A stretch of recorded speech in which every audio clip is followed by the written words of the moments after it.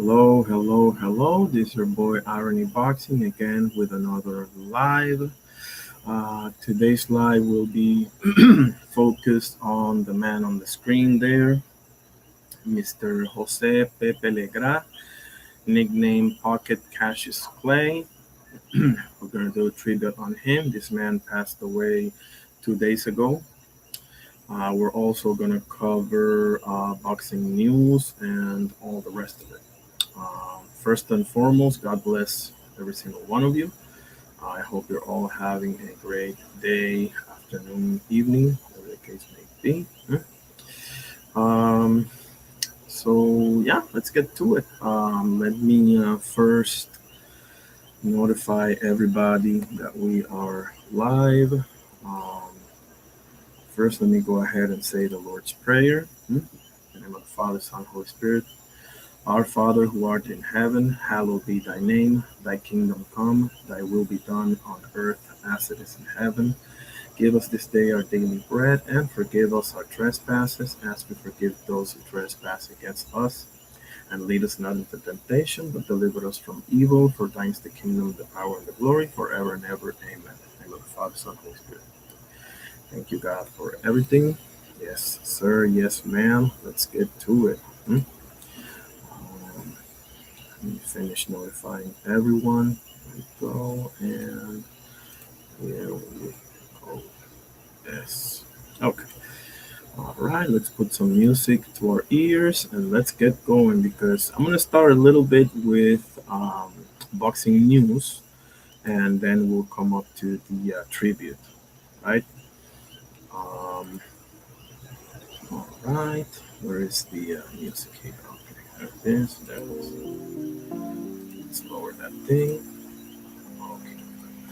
All right. So let me start with let me start with some highlights of the man.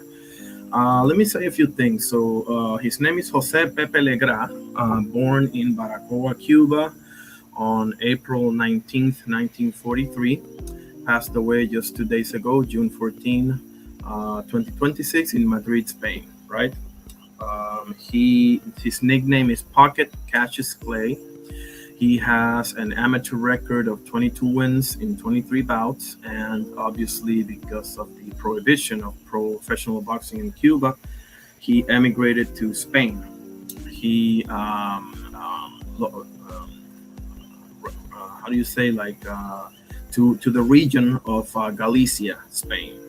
Okay, his boxing record. Where is it? There it is. Boxing record of 129 wins. Let me say that again. 129 wins, 11 losses, and 4 draws. Fought the likes of Eder Joffre, who's an all-time legend in Brazil over in the featherweights. This man is a 2-time featherweight world champion, right? Let's see, 5'8". Okay. So we're definitely going to see some clips on the man. Let me show you one right off the bat. This channel I love is called Hansa God. Needless to say, this is no copyright infringement intended, none of that. We start with this, and then we'll cover some news, and then we'll come back to Mr. Legra over here. Okay. All right. Okay, where is it? Okay, there it is.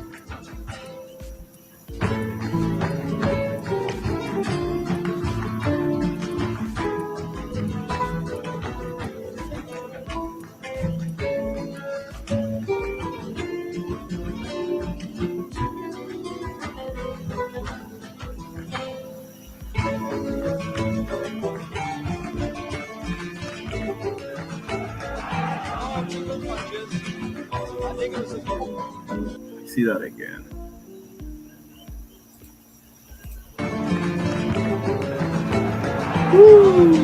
That was sweet.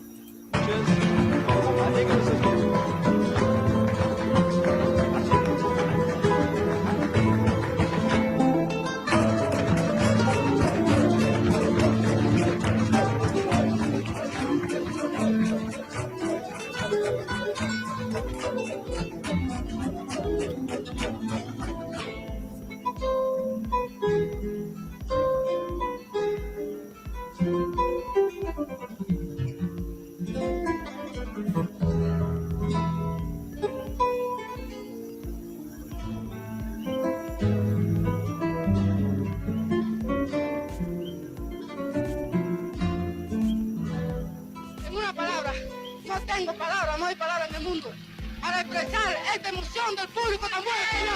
He's saying he doesn't have, he can't find the words to express the emotion that he's feeling thanks to the crowd. Long live Spain. Rest in peace, legend.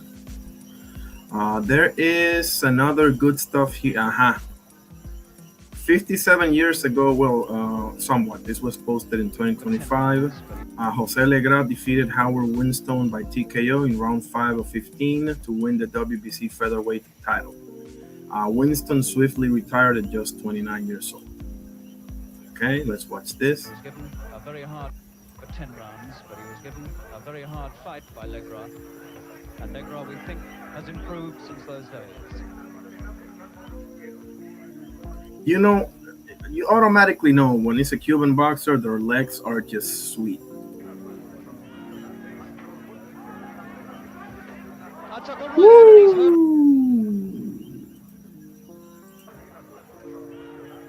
one. Bam. Comes over the top and then wham again. Yes. With less than a minute of the Yes. fight, less than a minute of this title defense gone. And that's what happened to Winston a few months ago against Jimmy Anderson. Anderson put him down, and Winston he's in real trouble now, Winston. And he's over for the second time. And there's a minute and a quarter gone, and now it looks very, very rugged and desperate indeed for Howard Winston.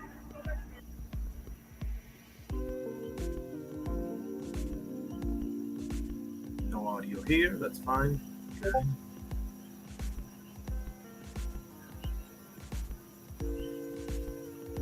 Bam. Bam, bam.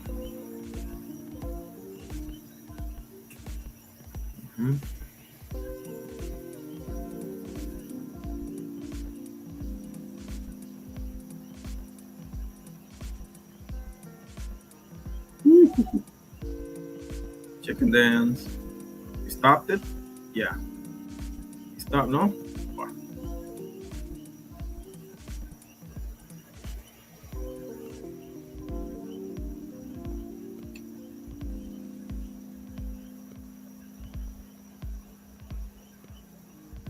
Oh, bam, bam. Ooh, bam.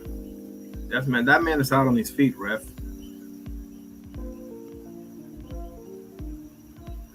That's it? Okay, he came to his senses. Well done, ref. I mean, it's late, but nevertheless.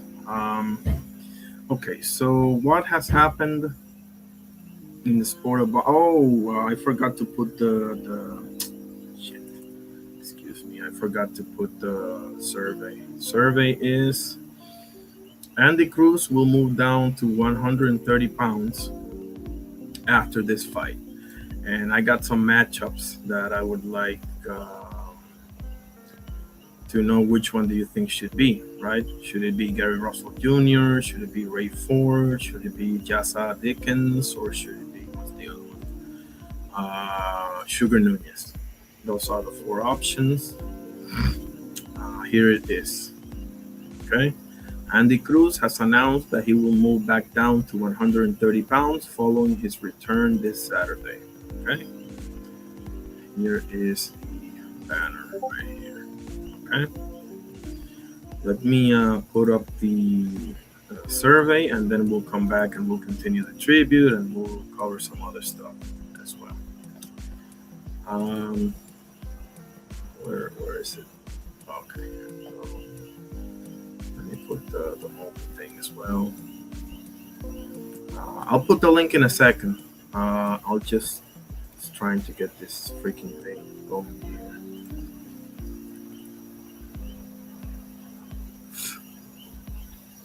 Aha, here we go.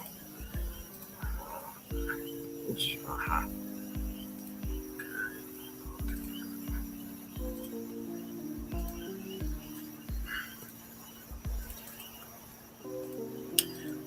I think it should be Gary Russell Jr. I think that would be a hell of a fight, but I don't mind. I think the best matchup for him is Sugar Nunez. Maybe Jassa Dickens as well, but because Gary Russell Jr. and Ray Ford might be tough, especially Gary Russell Jr. who's making a comeback run right now as we speak. Okay, or maybe you think he should fight for the title right away. Maybe it's Anthony Cacace. Maybe it's whoever wins of Navarrete and Shark Ford, even though logically they will pursue Undisputed, right? With Anthony Cacace or whoever's holding that belt. I think he got a fight going on, but coming up with whatever. Here it is, the survey and the survey. Yeah, there we go. Okay, what do you think Andy Cruz's first fight at 130 junior lightweight should be? Me personally, I don't mind either one of them, but I think the better matchup is Eduardo Sugar Nunez, or Jassa Dickens, 1A, 1B. But if he wants to fight for the title, like to make a splash, it's Russell Jr. or Ford, right? Because Ford just came off of that loss against Shock, and But we'll see. Maybe you think it's something else. If you think it's something else, put it on the chat for me, huh? Okay, where was I? Yeah, let's continue the. Where's the banner? Let me put some valuable stuff on the chat here. Okay, give me 1 second. 1 second. As I go, I would like to put like valuable information on the chat for you guys.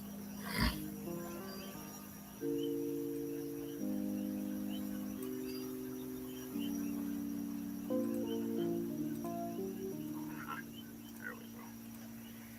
Let's see.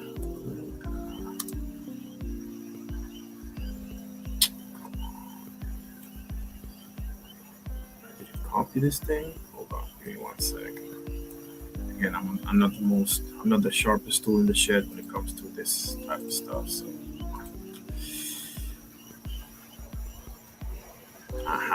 there we go. Okay. So let's share screen and let's do this. Let's see some current events first. So I want to, off and on with everything to make it more diverse.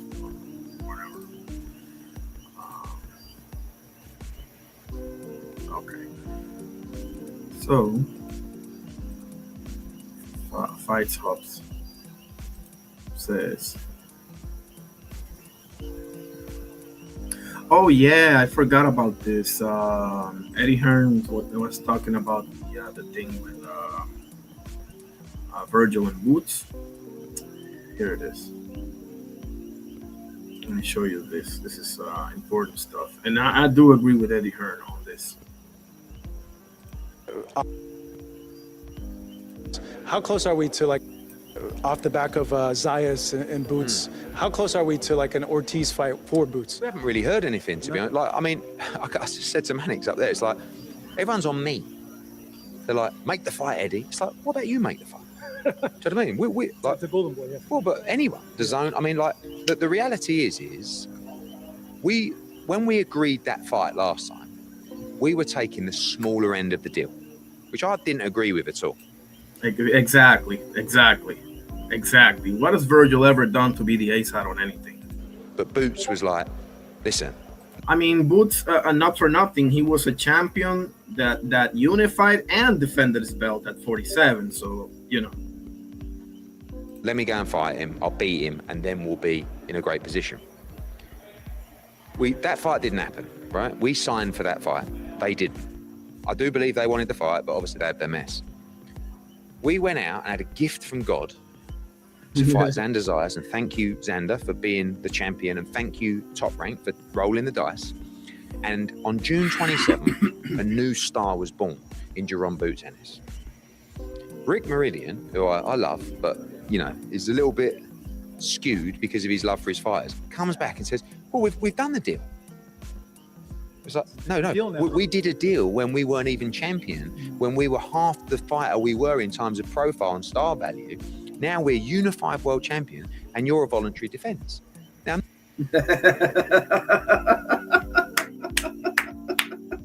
man, Eddie's cooking. I'm not going to come out and say you should get 20% as a voluntary challenger, but do not think the deal's the same. We've got multiple options for Jerome Ennis. We've got Josh Kelly. We've got Sebastian Fondora. We loved the Virgil Ortiz fight. And I stand by all my comments previously. It is one of the very best fights in the sport. Boots will take it like that. But I have to go and present an offer to Jerome Ennis. And I can do that by having a chat and seeing the numbers. But if you're like, it's always, make the fight, Eddie. It's like, make the offer. All right? So, Golden Boy, the Zone, if you want to challenge the champ, make the offer to the champ. If not, we'll sit down and we'll tell you what you're getting for the fight, and then we'll work with Golden Boy or co-promote, no problem. But respect what he's done, respect the situation, and respect that today's price is not yesterday's price. Bam! Bam! Bam! Cook him, Eddie. Cook him. Okay, back to Jose Legra.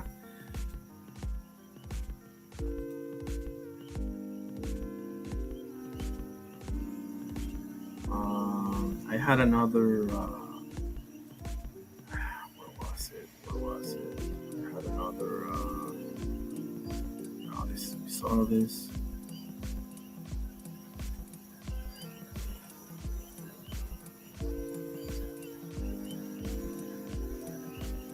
This is his majority. This is his majority decision loss to Eder Joffre, to the legend Eder Joffre. Probably the greatest Brazilian fighter of all time, right, in boxing. A la cara de Joffre. Oímos cerca a Pedro Carrasco que le grita: Pepe, distancia, distancia. Eso es lo que tiene que hacer Legra. No entregarse a la pelea en corta de Joffre porque se puede resarcir. Y el brasileño es muy peligroso, pegando el cuarto.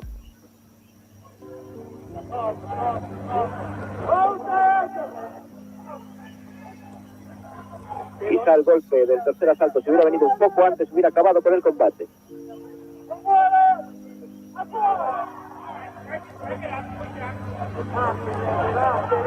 Podemos apreciar perfectamente el corte que tiene en la nariz Joffre, más fatigado que Legra ya en lo que va de combate. Cuarto asalto. Excuse me. No ha vuelto a Legra el combate de antes, a la distancia, mantener con el jab de izquierda frenado a Joffre para que no entres en el infighting, en la pelea en corto. Nice jab. Vean como Joffre trata de See that again. acorralar. Frenado a Joffre para que no entres en el infighting, en la pelea en corto. Ping. Nice. Ping. Nice. Vean como Joffre trata de acorralar debajo de las cuerdas. Ahí está el juego del brasileño. Ha llegado a la izquierda de Joffre a la cara de Legra.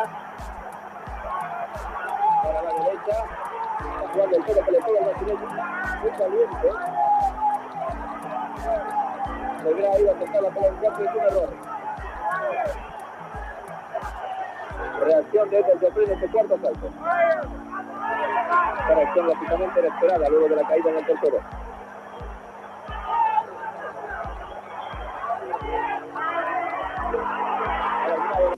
Nice by Eder Joffre. You know, Eder Joffre gives me like Ray Boom Boom Mancini vibes, Bobby Chacon vibes, Bobby Schoolboy Chacon vibes. Definitely, man. He's a little bull, man.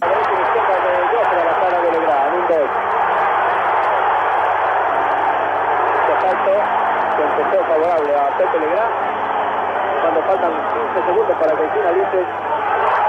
Está favorable al brasileño, está sacado muy bien. Hay una de la derecha, esta a la cara.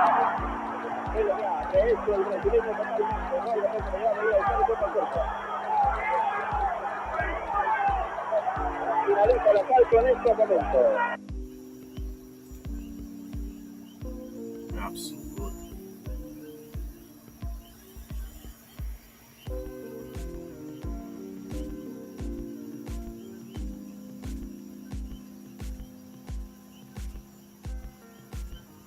Those days.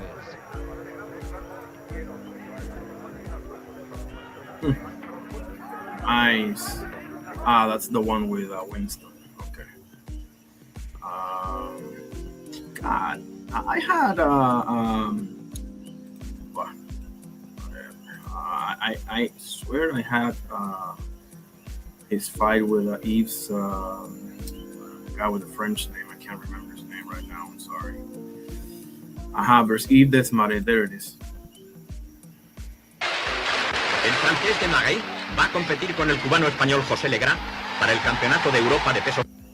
No hay nada de pelea No, ni nada. este moreno es muy bueno. Comienza el combate. Legra no se anda con bromas y desde el primer momento empieza a zurrar de firme. La iniciativa es suya por entero. Desmarais intenta el contraataque sin efecto. Un gancho de Legra desguarnece al francés, que es derribado. En el segundo asalto, estruendosamente coreado por el... He dropped him in the first round, is what it's saying. Well, he fell into the ropes. I don't know if they counted a knockdown or not, but that was in round one. Público, Desmarais no da pie con bola y el dominio del moreno es absoluto.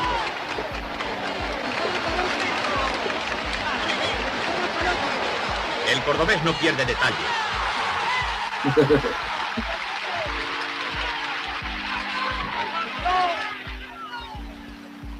Pedro Chicote.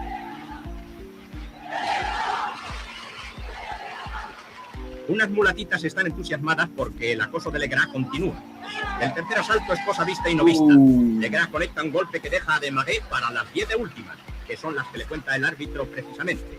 Desmarais no cae, pero le contabilizan el caos.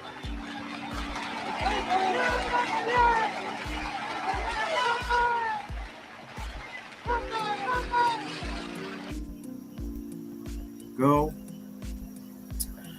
How are things on? Oh, let me see the survey. How it's going on? Any traction whatsoever? Up here, and nothing here. Okay. Okay. All right. So let's go to some current events, and then I'll show you some other clips. Eddie Hearn reacts to Shakur signing with Sufa. But, you know, Rick Meridian, who I love, but you know, when you talk about the offers that Zuffa are making, you're having to pay legacy guys to lose their legacy. And it's suicide, but you can play that game when you try and break into a market. We did it with DAZN. I mean, I look back at some of the offers that we were making fighters back then.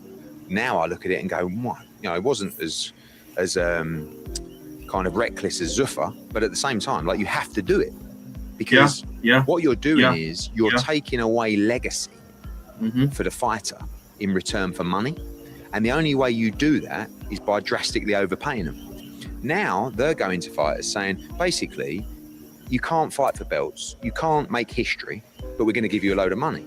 So the number, especially for a guy like Shakur, you know, the narrative that they're feeding the fighters is hilarious because they're coming out saying, this is unbelievable. I can fight whoever I want. Yeah, I mean, hear that they can't fight for the titles. Yeah, but look at Jaya Patai. That's what they told Jaya Patai. Yes. Shit. Next thing, he was stripped.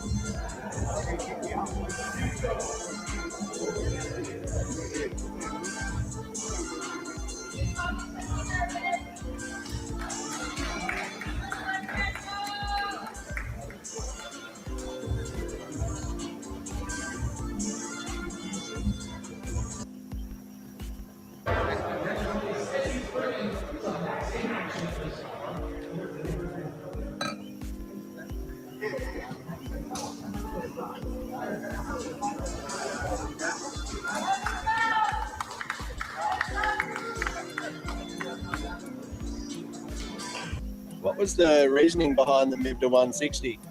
It wasn't no reason. I was like, why fight at 150? Why fight at 158? We might as well just fight at the weight limit 160. I mean, why not? Obviously, you'll see Tim Tszyu at some point. What will your first words to him be? I don't have no words for him. Not at all. And obviously, the experience to be in Australia and fight overseas, you've done that, the UK with Kell Brook. And how do you think this experience will be? Oh, the experience will be dope. I'm going to enjoy it a lot. It's going to be a dope event. And, I'm something I've been used to.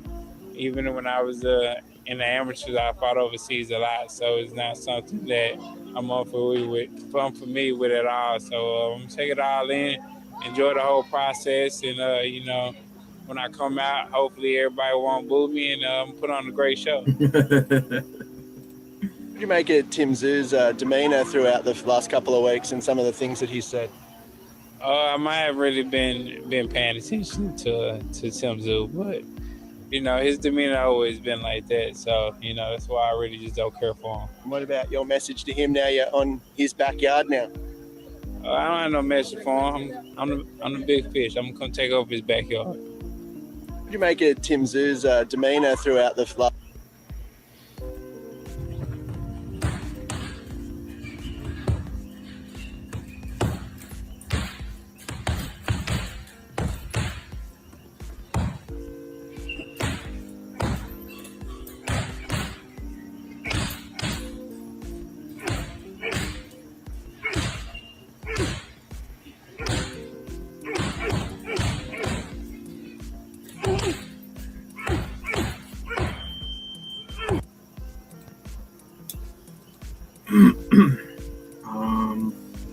Let's see.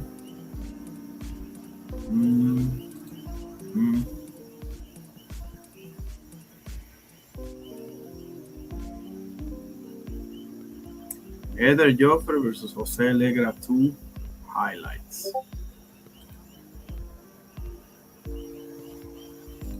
I'll put this clip on and then I'm gonna open up a link if anybody want to jump in. Where was I? Let's check the survey real quick. No traction here. Nothing. 2 votes. Ooh, both for Ray Ford. I love it. I love it. Yep. The first 2 names are the ones that are more valuable. For sure. Yeah, because I don't think he's gonna get a title shot straight up, right? So, yeah, I agree. I prefer Gary Russell Jr., but I agree with Ray Ford, man. Send him in.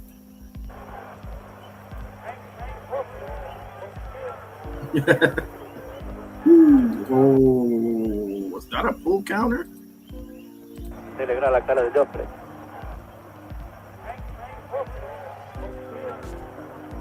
Yes, sweet.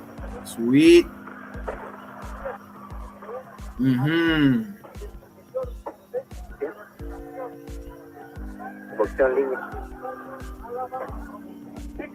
Estamos viendo la repetición de este primer asalto, vía frontal, plantado en el suelo,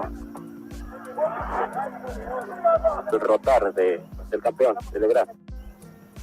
El jab de izquierda de Legra es el que... de lo que llevamos de combate, segundo asalto.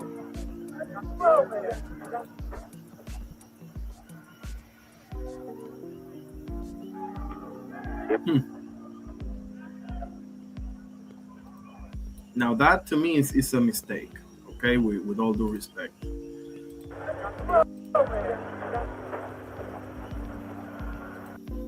See? That's bow and arrow. See?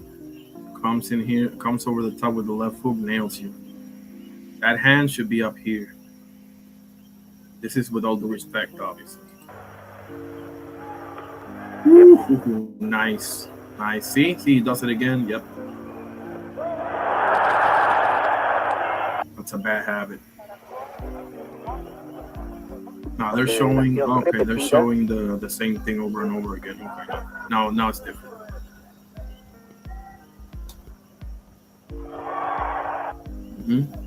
Nice. He does set some traps, man. He leaves his head out there for you to, try to tag him, and then whams you over the top. See, that's a pull. That's a textbook pull counter, people. 1 second. 1 second. Whatever. 75. What? Bro, textbook, bro. Oh, that is sweet.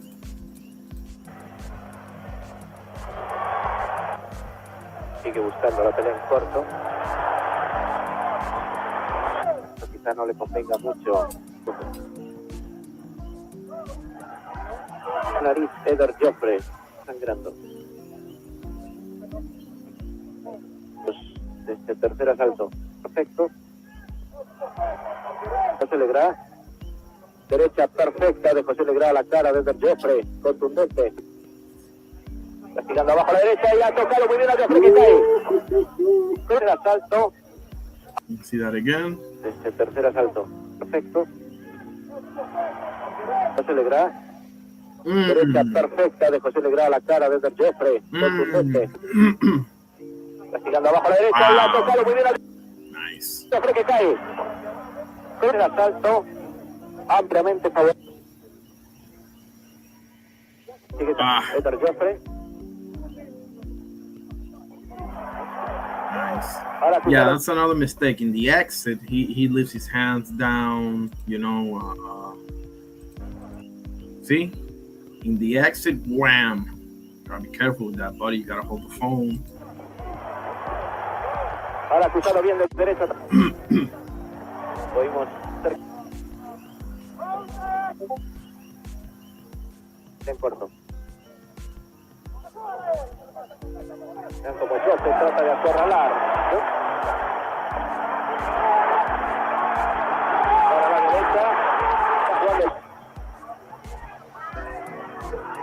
Para el lado de la derecha y izquierda la de Legra. 1-2. Este asalto que empezó favorable a Pepe Legra. 15 segundos para que finalice. Favorable al brasileño. Ha pasado muy bien. Al lado de la derecha, Legra a la cara.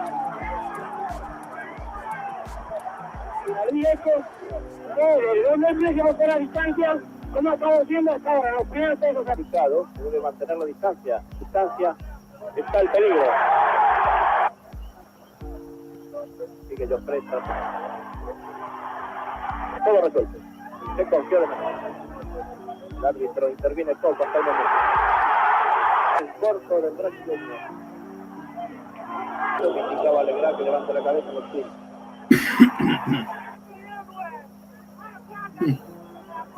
See, that was not. I like that because he missed, but he also did some head movement to avoid possible counters.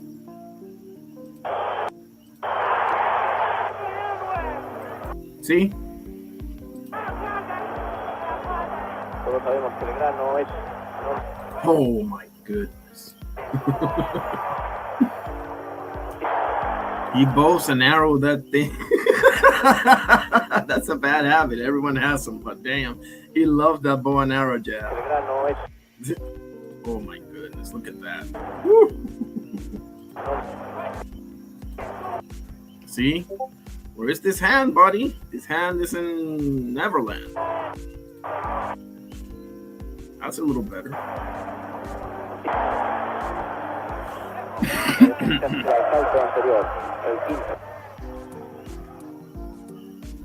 La distancia, lo que le conviene. Cada tanto se queda un poco, recuperando fuerzas, tratando a la cara de la izquierda. Ese es el que le puede dar la victoria. See, he's picking up on this Joffre, and he's whamming him with that overhand in the exit, man.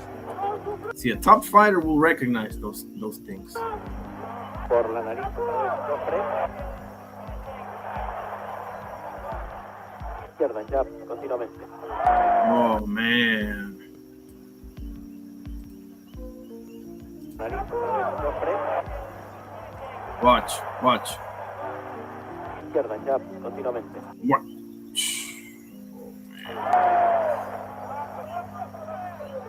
Alto, quedan 10 segundos. Bam. Nice. Creo que Legra, como dije antes, cometió un gravísimo error del señor. He got a nice jab, bro. I mean, he releases it quickly, sticks it, but the other hand, buddy, the other hand. Where was I? Oh, that's not it. This is it. No con tan absoluto. Esto es lo que queríamos preguntar. Según el reglamento, alto, y que la pelea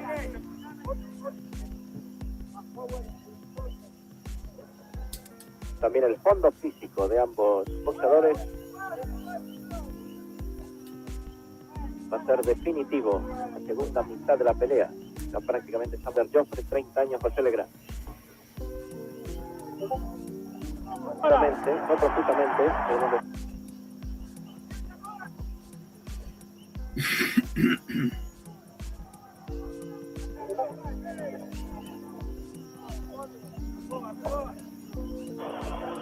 estamos ya sobre la verdad y más.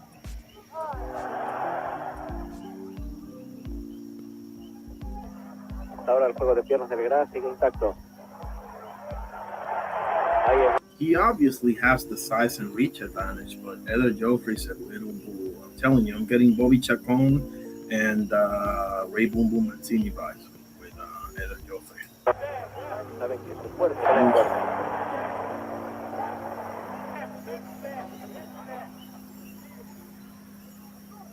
De mucha fatiga. Ahora se lanza el ataque el brasileño.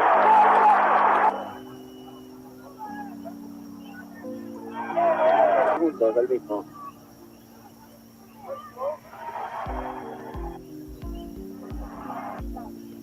Táctica preestudiada por los segundos de Eder Joffrey. José Legra. A merced de la derecha de Joffrey. Haciendo bastante bien el ritmo de pelea, ritmo que había en de Joffrey. Últimos 5 segundos del asalto. El noveno asalto. El noveno. Legra conectó a la cara de Joffrey y no hubo segundos suficientes. Ya a la cara de Joffrey. Digamos, descanso. Se lleve la iniciativa. Mientras Legra siga combatiendo de esta forma, puede estar tranquilo.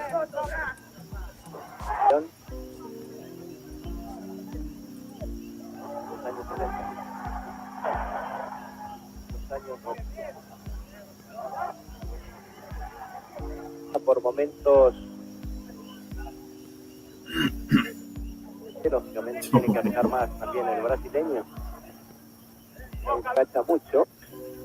Let me not show the whole clip, at least continuously, because I don't want to get shut down or anything. I don't know. It's happened once before, so okay, we got 2 votes for Ray Ford still, no votes over here. That's fine. We'll check on it later. Okay, so we got another news of today with Andy Ruiz.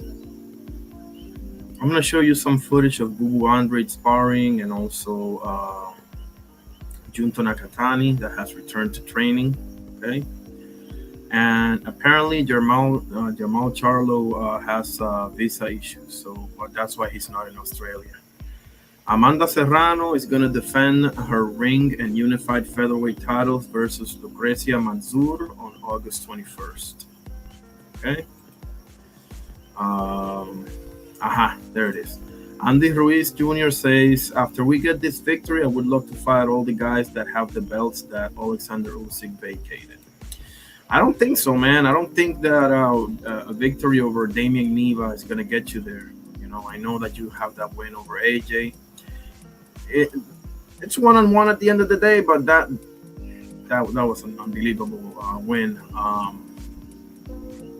I don't know. I'm thinking maybe he should fight Joseph Parker or something like that. You know, that's just me though.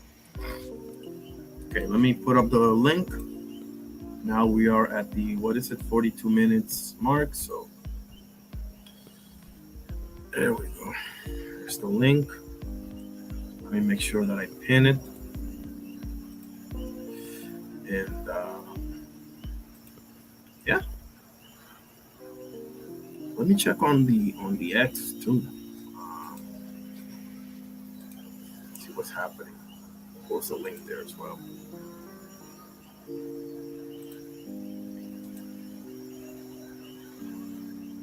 Let me pin this thing first.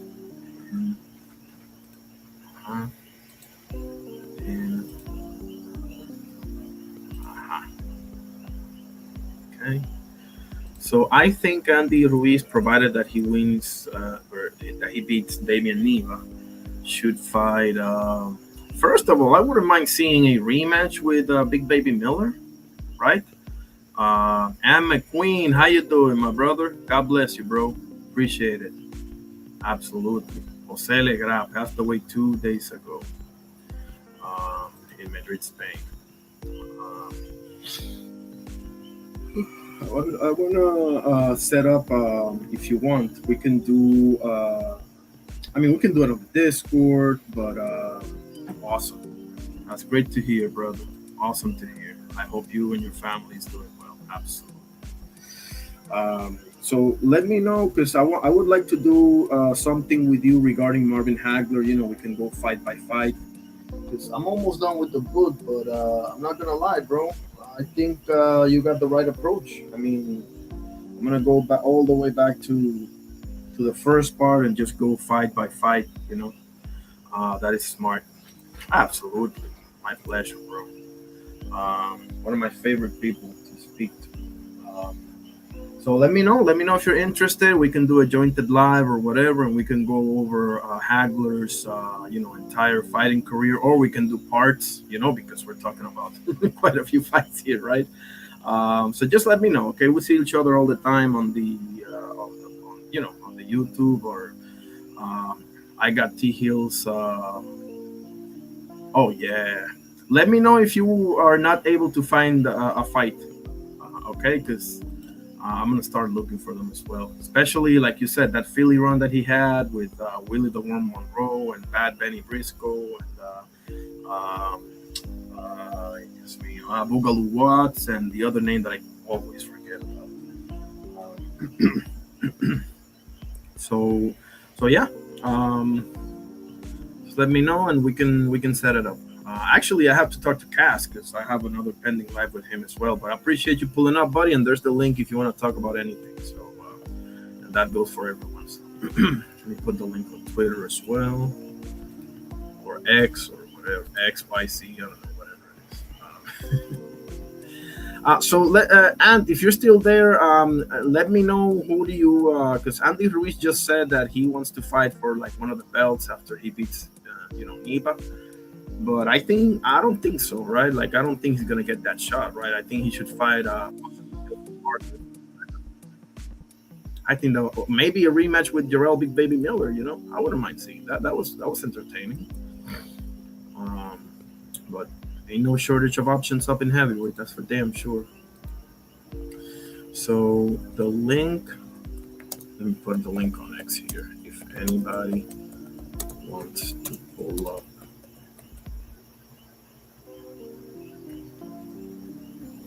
Let me send it to Billionaire Boxing as well. second. Aha, there we go. Aha.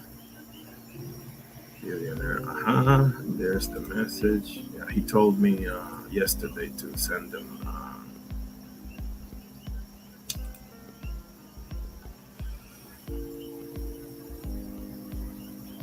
One second.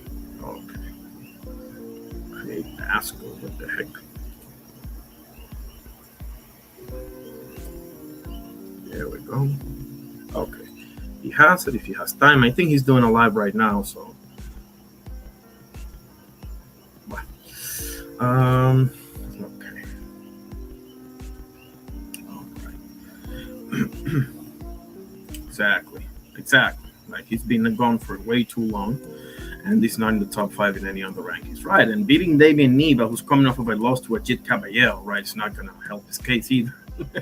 I mean, oh yeah. I mean, yeah. Yeah, Steve Claggett, Connor Ban. Yeah, you go right to number 1, you know, in 2 seconds. But I don't know that Andy's got that hype around him. You know, I think he didn't strike when the iron was hot, man. When he beat AJ, he was getting interviewed left and right. You know, and you know, heavyweight champion from Mexico. When's the last time that happened? You know, like you need to strike when the iron is hot, bro. And he just went crazy. You know, he started partying and didn't take it as seriously as he should have. And you know. It is what it is, bro. But hey, he's training with Manny Robles, I think. So I do think he's gonna win. But after that, he should get Joe Parker or maybe Martin McCauley, another guy that's been out for God knows how long, right? Martin McCauley or ain't no shortage of options, man. The heavyweight is deep. Like I said last night, like there ain't a lot of like future Hall of Famers necessarily, but there's a bunch of pretty good fighters, you know. Yes, he is our Andy Ruiz and McQueen. Like Andy Ruiz is the reason. I mean, excuse me, John Ruiz is the reason why Puerto Rico and Mexico are the only 2 countries that have had world champions in every single weight class, from strawweight or minimum weight 105 all the way up to heavyweight. Because United States has never had a strawweight champion. You know, the one that came close was I think Will Grigsby was his name, Will Grigsby or something like that fought against Ricardo Finito Lopez, but came up short. So, but listen, that's just, you know, that's important. But we all know USA is the top dogs in town. You know. So yeah, Andy and Zurdo, and you know, it's the only, I believe, cruiserweight champion they've had. So yeah, but Andy, I think Andy's career has been kind of underwhelming so far, bro. I'm not gonna lie. You know, I think. I mean, I don't know if I have him beating Tyson Fury or Alexander Usyk, but I think a prime Andy Ruiz could give Ajit Caballero all he can handle, man. Telling you, that's a tough one. Like top form Andy with the hand speed and everything. I know Ajit Caballero got that surgical body work, but man, I would love to see that fight, but not now. Now it's not interesting. You got to get there, you know. You got to get up there. So I don't know. Maybe Joe Parker, Martin McCauley. Frank Sanchez, maybe? Nah, Frank Sanchez probably going after bigger fish, you know. So, we'll see. It is interesting, bro, because this heavyweight landscape will change dramatically now that Usyk's out of the picture. What's up, Frontline? How you doing? My brother, mi hermano Boricua, ¿cómo está? So let me ask you, Frontline and Ann McQueen, if you're still there, who should be Andy's first fight at 130? Or did you answer it in the survey? Let me see. Take a look at the survey. 2 votes for 4. Okay, All 2 votes for Ford. I got Gary Russell Jr., Ray Ford, Sugar Nunez, and Jassa Dickens. I mean, if it's somebody else, you can put it on the chat, but I don't think he's going to get a title shot right off the bat because, as I understand, Shark and Navarrete is close to be announced, so whoever wins is going to go for undisputed, obviously. Or maybe whoever loses that fight could be an option. I don't know, but not straight up. Emma Queen says, it may not be interesting from a competitive standpoint, but Andy's recognizable, so it could serve some purpose for sure. Oh, yeah. I loved the fight with Raymond Muratalla. I loved it. Some people are like, Raymond beat him like 9-3. I had it a draw. I had Muratalla, keeping the belt. And I have a newfound respect and love for Raymond Danger Muratalla for sure. But I think he did very good in that fight. He just doesn't have that many pro fights. He has, 6-7 fights? Yeah, that's another option. Why not just add Dickens? Yeah, I put him up there. Didn't he just lose to Anthony Cacace or something? Let me see. Just Dickens. But that's a good option too. I don't mind that either. UK guy, Take a look here. Yeah, I lost to Anthony Cacace. Yeah, why not? Because I don't think Anthony Cacace is gonna be available. Anthony Cacace is probably gonna ask for a lot of money for Undisputed, and they're gonna have to play ball or not. I don't know. That whole Ray Ford thing, man. I don't know. I think he did Joe Cordina 32, hit him on a break, but whatever. He has a belt, so. Frontline says a good comeback fight for Loma versus Andy would do good numbers. Ooh. I didn't even think about that. Loma versus Andy, right? Because Loma has been linked to Tank Davis, but obviously he's out of the picture. Now he's been linked to Oshaki Foster as well, and I think Navarrete. So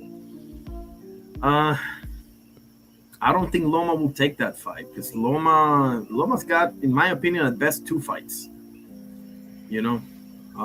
And that has to be like for all the marbles, right? It's now or never. So if we're gonna make the Tank Davis fight, or one of them fights, it's now. So I don't think Loma would take it, but I would love to see it though. Love to see it. Maybe Andy Cruz can get revenge for Guillermo Rigondeaux. The Nomaschenko fight. Remember that? He made him quit though. I'm sorry. I love you, Rigo. Sorry, Rigo, but Nomaschenko was that fight, buddy, and the same for Nicholas the Axeman Walters. Yep, absolutely. I'm a queen. What else we got? Let's see. What else we got? Go ahead and let me know what your prediction is for Pacheco and Alim. Anybody that, I'm a queen frontline, anybody else. Let me know what you think. I think Pacheco is going to go with the UD, Alim's too short for him, in my opinion. But hopefully I'm wrong, bro. I'm not high on Diego Pacheco, bro. I tell everyone. Like, I don't know. He's training with Buddy McGirt now, so maybe he'll show me something. I don't know. Frontline says, I say it because Loma has been inactive to say the least, right? And Andy's coming off a loss. Yeah, but Andy's going to probably win this fight. He was supposed to fight Albert Bell. Then he went up to Abdullah because Joe Cordina had that thing going on, plus the visa issues. So he's fighting Abraham Montoya, who's a late replacement. So no, but I like it. It's just that I don't think Loma will accept it, because it's high risk, low reward. You can, I off the top of my head, it sounds like low risk, high risk, low reward. Just off the top of my head. If I'm like putting myself in Loma's shoes, because it's one thing to lose to Tank Davis, it's one thing to lose to Shark or Navarrete or Shakur or Devin, right? With all due respect, it's another thing to lose to Andy Cruz. Andy Cruz doesn't even have 10 fights. And I know they're mirror images of each other because Loma had a title shot in his 2nd or 3rd fight and Andy Cruz had it in his 6th fight. They're like mirror images of each other. But at this point in Loma's career, you got to fight somebody. So we'll see. I love it though. I love the idea. I love the matchup stylistically and everything. Frontline says, I think Alim will shock the world, bro. You don't know how badly I'm hoping you're right, bro. You don't know how badly I'm hoping you're right. I don't know, man. I don't know. I'm not feeling it. Some people, you just don't feel the vibe, bro. I'm not feeling it, Diego Pacheco. I'm not, bro. Diego Pacheco, Jaime Munguia, never liked them, bro. Never, never. I don't know. I'm not feeling it, bro. Better stay the hell. I tell everybody this. You better stay 10 miles away from David Benavides. I'll tell you that much. Okay, I know I joke about David Benavides and everything, but the reality is this guy is a stone cold killer. Okay, he ain't no jab, hold, jab, hold type dude. Nah, bro. Nah, this is the real deal right here. But hey, we'll see. We'll see. This fight card is underwhelming. I think Cruz versus Bell would have added so much more to this card, considering the performance that Albert Bell had against Abdullah Mason, guys. Like, man, did Andy Cruz dodge a bullet there? Maybe. Maybe. Maybe. I want to make sure I don't disrespect Andy Cruz because I love the guy. You know, I think he's training with Bolsianis. I'm not sure about that, but we'll see. We'll see. What else we got? What else? Oh, let me show you some stuff that happened today, right? Today, 21 years ago, Jermaine Taylor defeated Bernard Hopkins via split decision in 12 to win the undisputed middleweight title. 10 years ago, Deontay Wilder defeated Chris Arreola by stoppage in round 8 of 12 to retain his WBC heavyweight title. And 15 years ago, Roman Chocolatito Gonzalez defeated Omar Salado by TKO in round 7 of 12 to retain his WBA light flyweight title. Let me show you some of this. This is good stuff right here. I like to present stuff that happened this day, whatever, years ago. That's gonna be the main format of my shows. And we're gonna watch. By the way, I'm McQueen. I'm gonna watch Livingston Bramble versus Ray Boom Boom Mancini. That's a fight that Crush the Legend recommended to me. So I'm gonna watch this in a second. I'm McQueen says Aleem is quality, but I'm inclined to think his trend of coming up short versus opponents with a loss or less continues. Yes. Also, Aleem has the tendency to punch himself out. He does have a very good hand speed. He has decent movement, decent head movement, but I just think that he gets too overzealous sometimes in his combinations and punches himself out, leaving himself vulnerable. You know what they say, fatigue will make a coward out of anybody. Puro Sur, what's up, brother? Dios te bendiga, papá. Great to see you, my guy. I was just telling people yesterday when I was doing the part 2 of the Pernell Whitaker tribute. I was telling people about that Maromero Páez fight, bro. I can't say enough great things about that fight, bro. What if Páez doesn't get cut, huh? What about that, huh? Okay, let me show you some clips, and then I'm gonna go to the classic fight of Livingston Bramble versus Ray Boom Boom Mancini, the first one. What the heck? Oh, I gotta click the link, obviously. Okay, 15 years ago, Roman Chocolatito Gonzalez defended his belt by beating Omar Salado by TKO round 7. This was in Plaza de Toros in give me a second, I'm sorry. I posted this. You guys should check my posts, man. I post good stuff, like this, like this. This was at the Plaza de Toros, Cancun, Quintana Roo, Mexico. Have you been there, Puro? Okay, here we go. Campeón, ya demostró ante el Changuito Vargas, ya lo vimos pelear, es un peleador que con técnica y una gran pegada. Así es, el Chocolatito González, ahí suelta la izquierda y lo manda a la lona. Round 1, fellas. Who said the little guys can't knock anybody out? Who said they lack power? Who said that again? Salado lo mandó a la lona. 500 te llevará al final de tus peleas. La victoria está por delante. Deja la carga atrás. Chevrolet picó dura, trabajando duro. Como le están pegando a Omar Salado, que se mantiene en pie haciendo un acto de equilibrio impresionante. Pero el Chocolatito se está dando un banquete. Y otra vez Omar Salado visitando la Pacífico, parece no haber oportunidad para Salado, pero él sigue en una Bam, pelea bam. en la que le falta la mitad. Es mucho terreno, mucha distancia. Ahí lo castiga brutalmente y lo manda a la lona. Se había quejado de un golpe abajo del cinturón, le había dolido al Chocolatito y dijo, mejor esto lo finiquito. Se fue para adelante y lo Protect yourself at all times. manda a la lona, lo van a dejar seguir, pero ya no hay razón de continuar esta contienda, ya no hay respuesta para... Good stoppage. Good stoppage. Okay. Let me show you another one. If you want to pull up, the link is right there. Okay. Let me just show a couple of things. I'm going to show this one, and then I'm going to go to Livingston Bramble versus Bramble Mancini. I'm going to try to do that. I'm going to try to watch a classic fight. Feel free to recommend, right? Send me recommendations. This is a fight that Crush the Legend recommended to me. You know, it's funny because I was in a Cast Sports and T Hill and Crush the Legend were in my panel at one time, and they all saw that fight except for me, and I was like, "Damn, I'm the extra guy." Think about it, but I think he made the right decision. You know, why fight somebody who's cheating? You know, Wilder says, "I insist on this." Now he's dancing got Ariola to a dance, and now fires off an uppercut. In the fight. And when you know that, you can stay with it.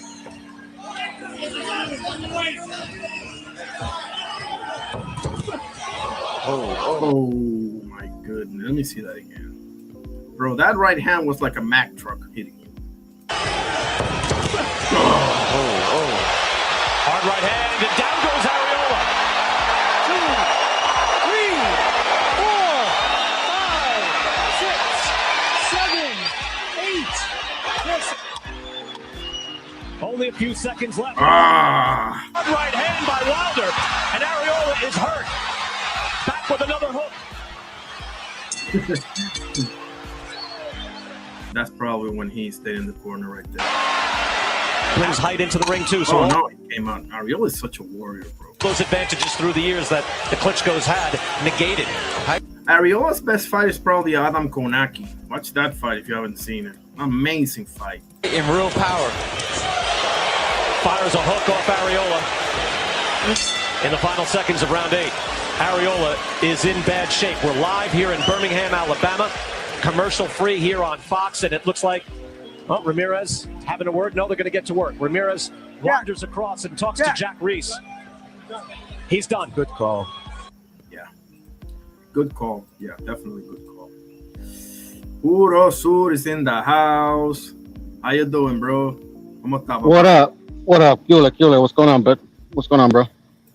All good. Doing a tribute to Mr. Jose Legra. Oh, yeah? You just died or what? Say that again? You just died or what? Yeah, 2 days ago. Oh, well, yeah? Well, paz descanse that guy. For sure, man. Cuban-born, Spanish, naturalized Spanish boxer. What was his record? I posted it earlier. His record: 129 wins, 11 losses, and 4 draws. My goodness, bro. Yeah, man. The old school records. Exactly. How's everything, bro? Espero que todo Good, esté bien. good. Everything is there. Todo está chévere, Holmes.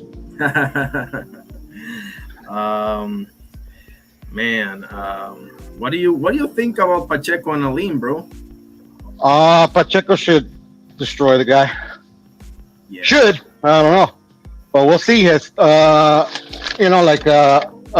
wouldn't say I'm going tired or whatever, but it's time for him to step up, bro. It's like he keeps fighting inferior opposition. I wouldn't say inferior, but lower level opposition. It's time for him to step up, Definitely. At least one step up fight, to gauge where he's at, But I think I know why, he's been, moved a bit slow, but hopefully it gets back in the mix. Do you like that he's training with Bodie McGirt? Of course. Brad McGirt is an excellent trainer. Better than the trainer he had his previous fight and Benavidez Senior, I'll tell you what. Yeah, for sure. I hear that Jamal Charlo is apparently having visa issues. Do you see this?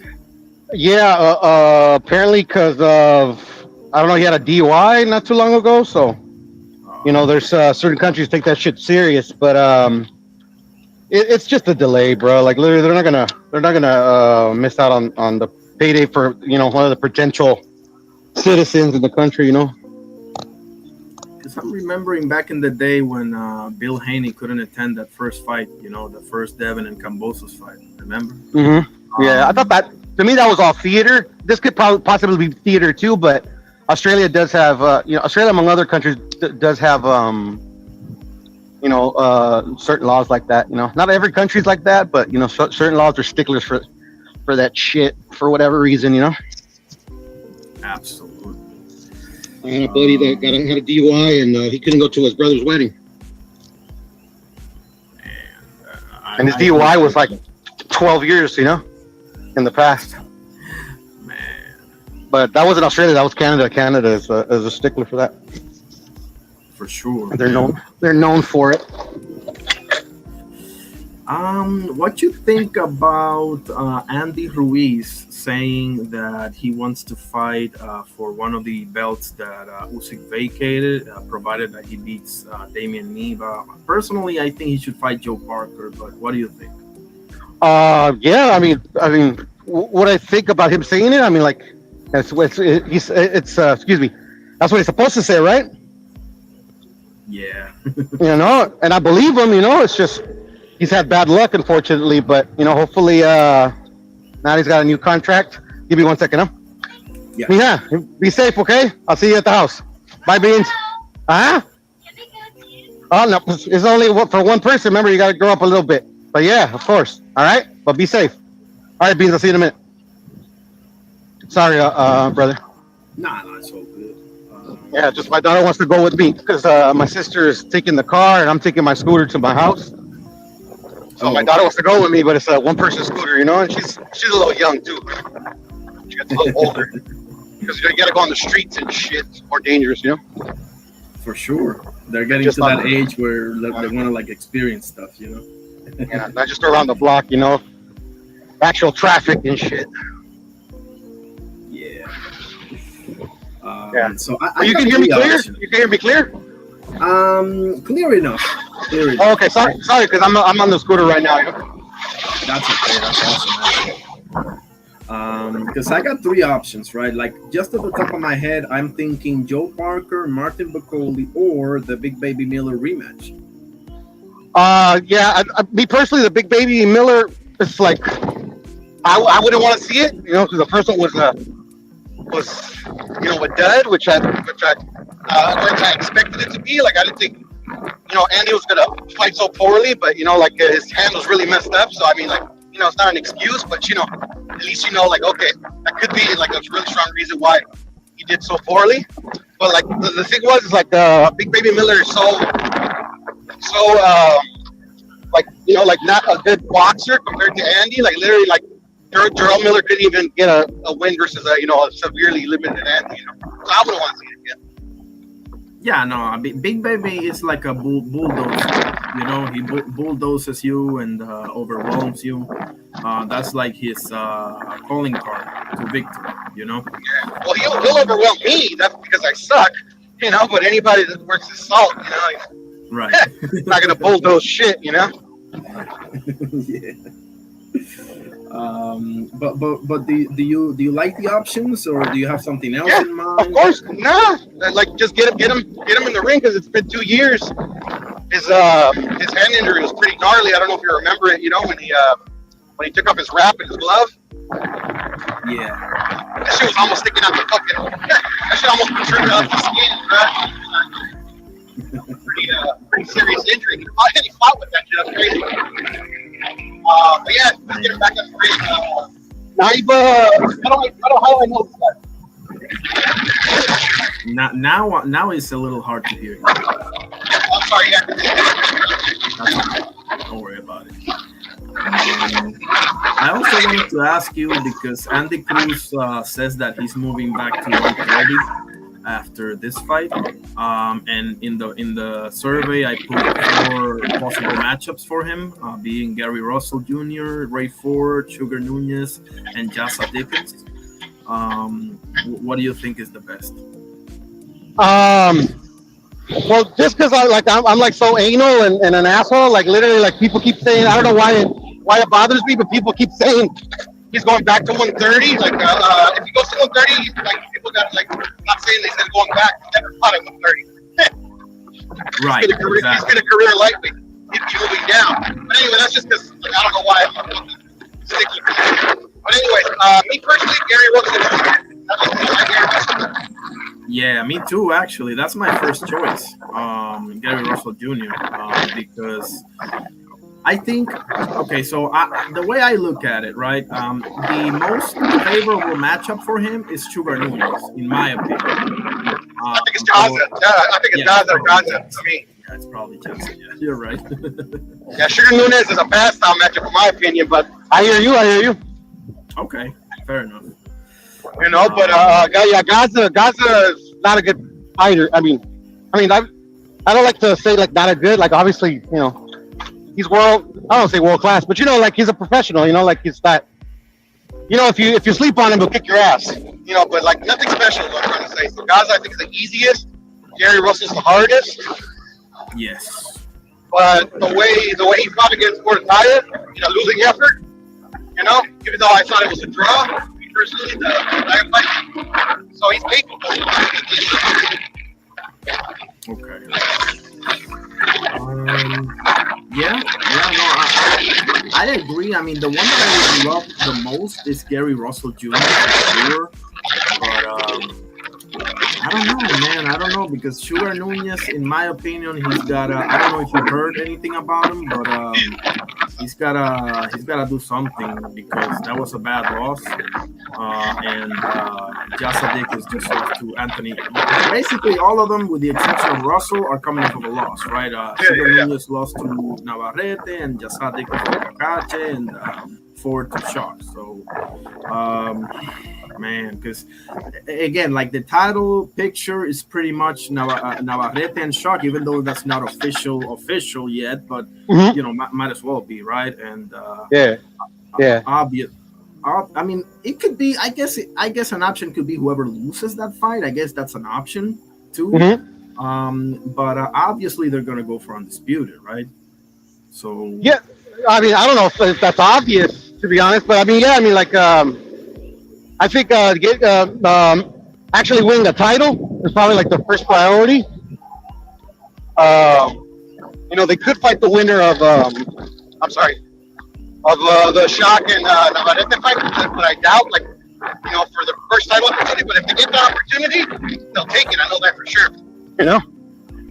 Absolutely. But for the first fight at 130 versus like literally the one or the number 2 in the division, that's a tough task. You know? But hey, he's capable though. He's capable, but you know, like Shock and Navarrete's don't Portaya, you know? Exactly. And these guys are experienced. Shit. But I got mixed feelings regarding Anthony Cacace, because in the past, like he docked Ray Ford, right? Like he won to fight Lee Wood, and he was saying, I mean, he vacated the belt, okay, like I get it, but I don't know, it just doesn't look good, man. And that Joe Cordina fight, bro, like but whatever. That's water under the bridge, really. But I think he's a lame duck champion, bro, to be honest with you. I mean, he's good. Don't get me wrong. Like I said, like nothing special. I mean, like yeah. I mean, I wouldn't call him like I wouldn't call him like he sucks or anything like that. But he's a good serviceable champion, you know. Yeah, I mean, like, yeah, he did duck Ray Ford, you know. But that's the thing about these fighters, you know, no matter American, not American. Like these guys are in it for the money, bro. Like money is their number one priority above all else, you know. Unless you got like other fighters, you know, that literally they don't have the opportunity to make the money or even fight for the title. You know, it is what it is. But so I understand why Cacace did what he did. You know, it's a lot of money, especially in England. Is he still the champion, Kakache, or whatever? Yeah, he's got the. I had the rankings right here. Okay, 1 second. I'll tell you right now. It's the belly one from Cordina, right? Yes, exactly. He got the BA. I mean, he got an interim there. His name is El Nur Samedov. I don't know. So maybe he fights. Oh yeah, I've heard that. I've never seen. I've seen like the picture of the fighter and I heard of the fighter, but I've never seen him fight. Me neither. Doesn't mean he can't fight. I just haven't seen him. You know, it's like Albert Bell. I hadn't seen Albert Bell at all until he fought Abdullah Mason. He's a pretty good fighter. I think I saw him once before, but I'm not sure. Ain't enough time in the day to watch everybody. You know, let's be honest here. Unfortunately, right? I wish I could, but Eventually, but yeah, I mean, exactly. In real time, yeah, it's a little tough. Yeah, but to me, Jonathan Dickens is how I would do it as a tune-up. Jonathan Dickens as a tune-up, and anybody else that you put in the poll, you know, that's his title shot. Gary Russell's the one I would like to see. Definitely. The highest chance, the highest probable chance of winning would probably be Nunez or who's the other? I can barely hear you, bro. Oh, I'm sorry. Nunez, what were the fighters? Nunez, Russell, who else? Ford and Dickens. Okay, well, Ford doesn't have a title, so, but I mean, still would be a good fight. Saya would beat Sugar Nunez or okay, Russell's not a titleist either, huh? Sugar's not a titleist either, huh? Ain't nobody got a title there he can fight for, huh? That's the problem, right? Like, well, let me see again. Yeah, the problem is that you got Navarrete with 2 belts, Oshaki and Kakache, right? I got you. Yeah. Yeah, and that's not really a problem, you know, like literally, like, you know, like me personally, I would want him like to settle in. You know, like you said, like Oshaki and looking to unify. That's a tough one. So if you get Kakache, any of those fighters. You know, like, personally, I would love to see Gary. Yeah, we're through. Now I gotta ask you the question that I asked when I was doing part 1 of the tribute. The survey question, and Ann McQueen, if you're still there, I would like your answer as well. Which one of these fantasy matchups would interest you the most with Pernell Whitaker? 4 options: Roberto Duran, Héctor El Macho Camacho, Manny Pacquiao, y Adam Pryor.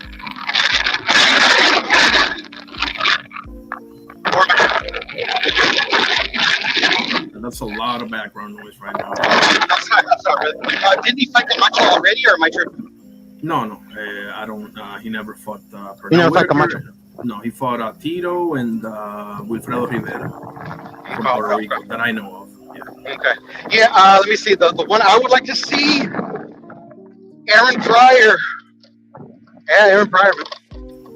That's a good answer. I mean, ain't no bad answer. The one that got the most votes was Manny Pacquiao, and I was leaning towards Duran for my pick, but man, that Aaron Pryor is making me think, man, because that man was an animal in the ring. And you're saying fantasy matchup, right? Yeah, for sure. Okay, so like literally like Duran, I think Duran would destroy him.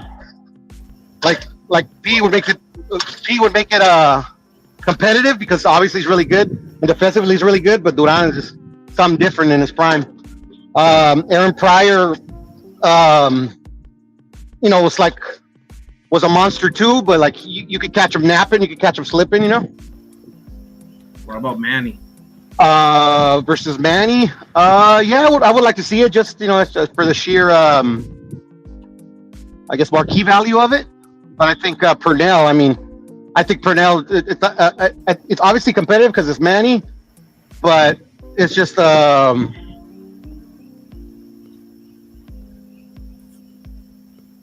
you see Manny's hand speed as being a problem for Pernell Whitaker in that fight? Because we're talking about 2 southpaws here, and you know, Manny made a career of landing that straight left hand on people, but let's be honest here, it's not as easy to land that straight left hand on another southpaw as opposed to an orthodox fighter, you know. So Man, I love it though. I love it.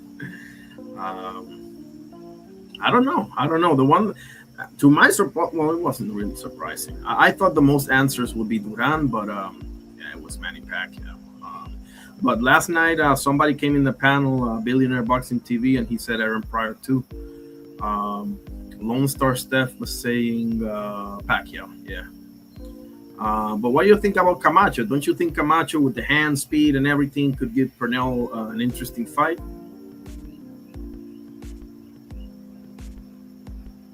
Are you there? Okay, maybe he's busy. Let's see what else we got. Let's go to here. Okay, there we go. I just can't, for the life of me. Twitter, how do you set this thing up on Twitter, man? Like, okay, the live is going on, but like, for example, I've seen people that are live on YouTube and Twitter at the same time, and it doesn't, I don't know. Like, you can pull up there too, but I don't know what the hell's going on. So anybody on Twitter listening, I put the link, the StreamYard link there, if you want to pull up or anything like that. But I don't know how to do the spaces, the listening spaces, you know. Not yet. So that y'all can pull up right there.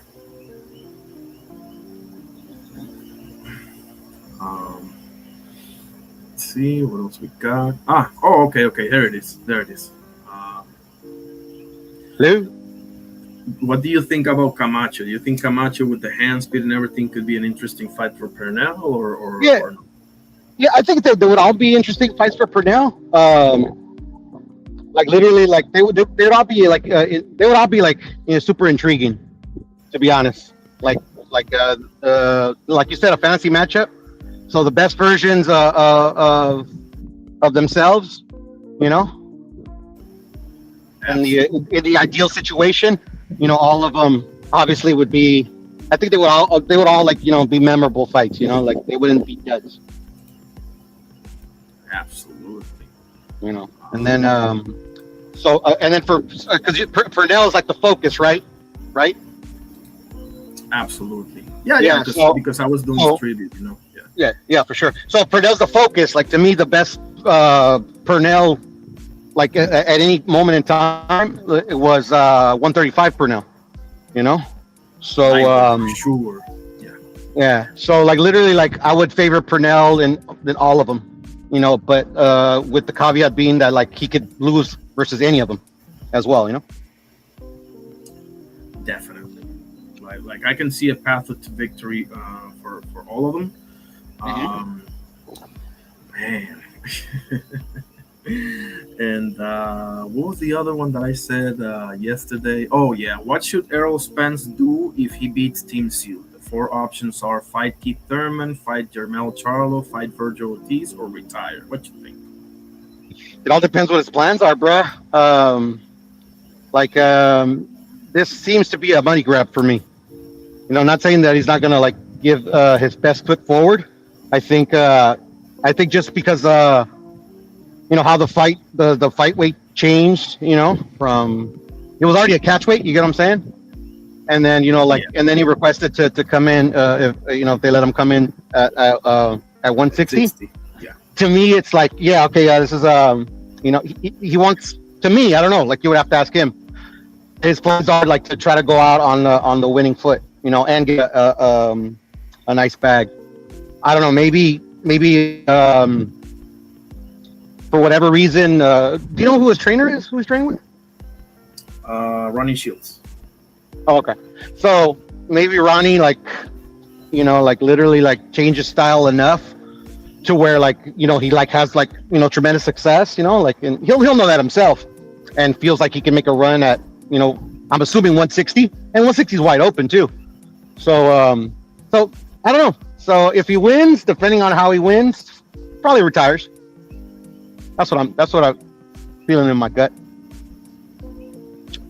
Not a bad choice. I just like analyzing the 3 scenarios. Obviously, he has to get through this guy first, obviously, but just like for example, I still kind of want to see the Tiki Thurman fight, bro. Not for nothing.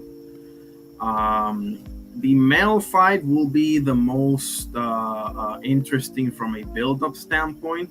You know, them having trained together and that whole Derek James thing. I think it will be a fire build-up. And Virgil fight is like a last hurrah type of fight, you know. But if he decides to retire, bro, like he can retire right now and say screw things you, and he's in the Hall of Fame in my opinion. I just think that the work that he's put in is more than enough. You know, I just don't want to see him get knocked out or anything like that. You know, that would be like the worst case scenario. Well, that's part of it, unfortunately, bruh. You don't want to see a fighter get knocked out. Watch whatchamacallit, watch I don't know, volleyball. Exactly. No, but I mean, considering It is what it is on that one. How do you see that fight playing out? Errol versus Tim. Depends. It's how Errol looks. If Errol, you know, is not washed, he beats him easy. If he's washed, who knows? Exactly. I tell people the only reason why this is remotely a debate is because of the inactivity with Errol Spence, not to mention the outside of the ring stuff, the eye surgery and this and that and the other and the third, right? Because if Errol Spence can be like 80% of himself, forget about it, you know? Yeah. Tim's proven that at that level he's not it. Yeah. You know, so but we don't know, like, you know, Errol was at that level at one point, but you know, like we don't know if he's at that level still, you know, like it's like Canelo. Like I've noticed from the Skull fight forward, you know, like you know, all the usual narratives about like, oh, he should have cut the ring against this dude and this, that, and the other. Like bro, he just looked like especially with the Crawford fight, you know, the Skull fight. Okay, like whatever, man. Like you could convince me that he just wasn't up for that fight. Whatever, it was means to an end. Blah blah blah. But against Crawford, like literally, he had every opportunity to win that fight, and you could tell how visibly frustrated he was. He says he was injured, and I believe him. But also, it could be that like he just couldn't, you know, like that's very frustrating too. Imagine like being a fighter like Canelo, like, and fighting a guy coming up in weight, fighting at the in your division that you've made 9 title defenses, you know, and not being able to, you know, at least, you know, put yourself in the best position to at least, you know, try to like, you know, because he wasn't, for me, you know, because I thought the fight was shit, the Crawford and Canelo fight. You know, I don't blame either fighter. You know, like Crawford, I already knew how Crawford was gonna, the game plan he was gonna come in, especially because he was moving up in weight versus, you know, one of the top guys in the sport. You know, so like literally, I knew his style was gonna be his style. You know, but Canelo, like, it was just like, you know, like, you know, if you want to blame a fighter, you want to put like the onus on, blame on more of a fighter, definitely Canelo, because Canelo, the entire fight, I'm like literally, like, they would literally for I don't know how many rounds, like the last minute of the round, last 3 seconds of the round, they literally would be fainting each other.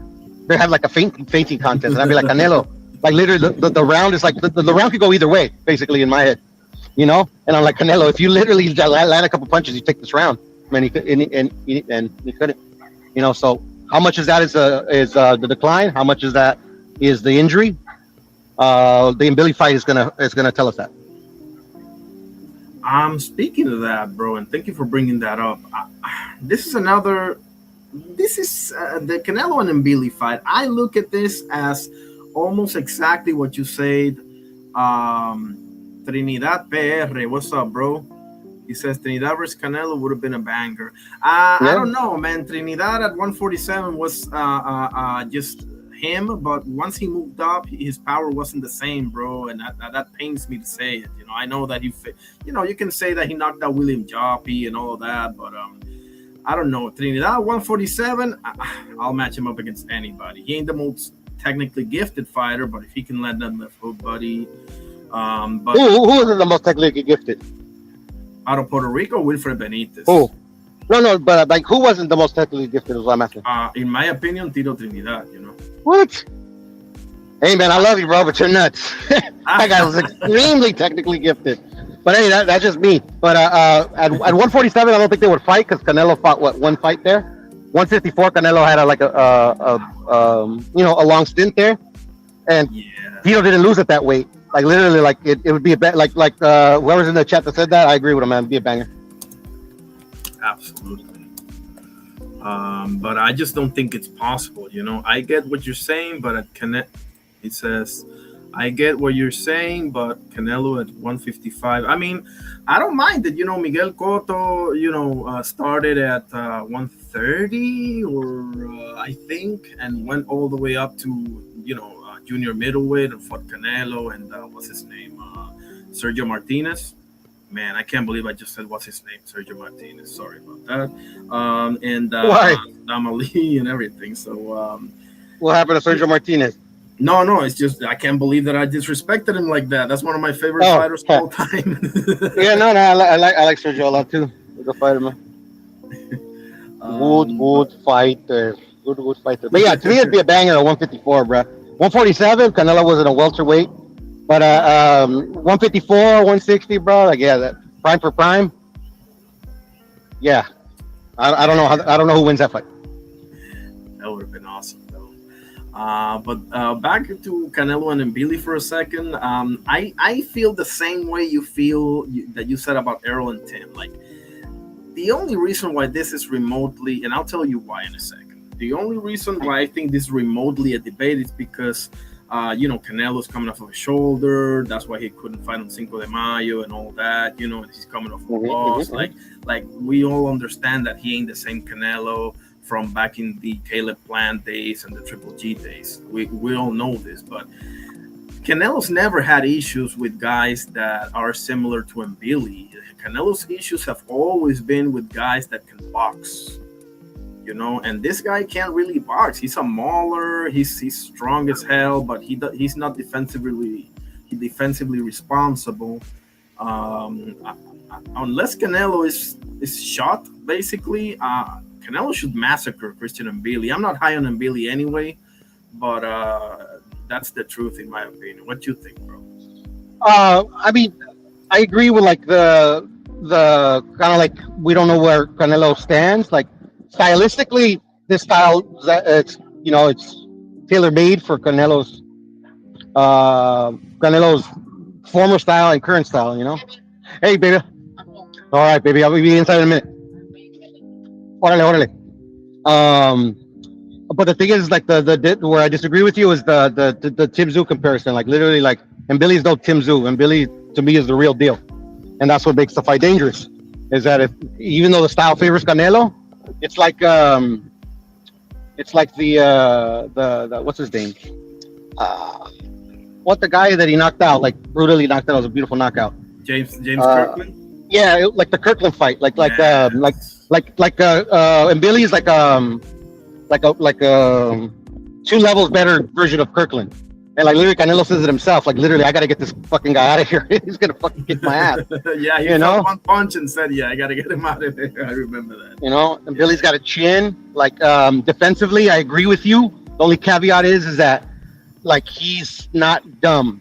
Like he gets hit a lot, one, because of his style, and two, mostly it's his style, like people say it's non-defense, but like literally like he wouldn't have made it through the fighters that he's fought without having no defense. You get what I'm saying? It's just like this guy's like he's like a Cepeda, but at super middle. You get what I'm saying? But with power. Like motherfuckers are gonna get hit. It's it's not you're gonna stop every single one of them, especially all the punches they throw, I like that. And then versus competition that knows how that can implement their offense to tailor to tailor their offense to be effective against an Mbili. Like it's not rocket science. But not everybody can do it. But you get what I'm saying? So like literally like it's like I don't think he lacks defense. It's just his style, bro. He's gonna get hit, especially versus world level talent. He's gonna get hit. So it's impossible to mitigate that. Trinidad PR says Canelo putting off the fight for a later date says a lot when he has pushed the fight because he rather chilled and trained. El Mundial bug got him. That's for damn sure. He's taking pictures with a lot of Mexican players of the national team and all that. And I mean, I was thinking he read my mind actually when I saw that they moved the date. Like he read my mind. You know, that's where I'm thinking like mentality set, like Canelo is Canelo, like literally, like he don't fuck about. When he's in a fight, he goes to do what he goes to do. You know, he doesn't take anybody lightly, shit like that. But also too, it's like just kind of like, you know, he's more out the door than he is in. You know, because he's never, you know, moved a date, especially that's already signed, sealed, delivered. You know, it's already like venue booked, all that shit. You know. Yeah.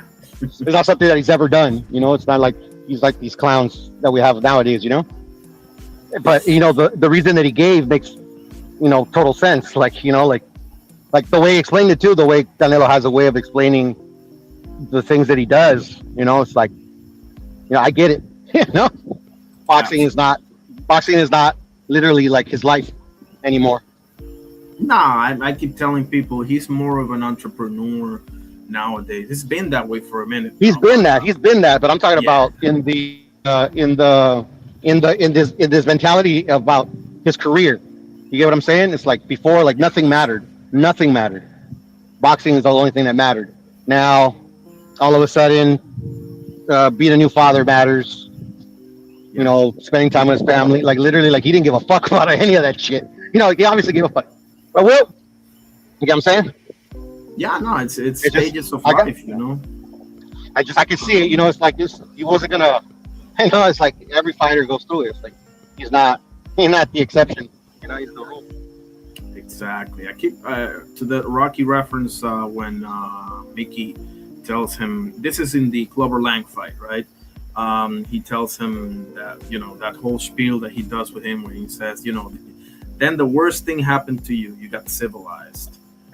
And which I thought was bullshit by Mick, by the way. I thought that whole like if it was real life, obviously. One second. ¿Dónde van? Sure. Oh, ¿estás a la casa? Okay. Thank you, Jenny. Gracias. Te vas con cuidado,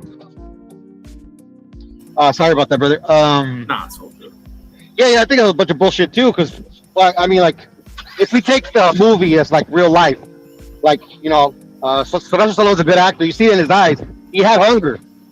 What he didn't want to tell, what he didn't want to tell Rocky, and he used that bullshit fucking little speech he gave him, was that they were coddling him.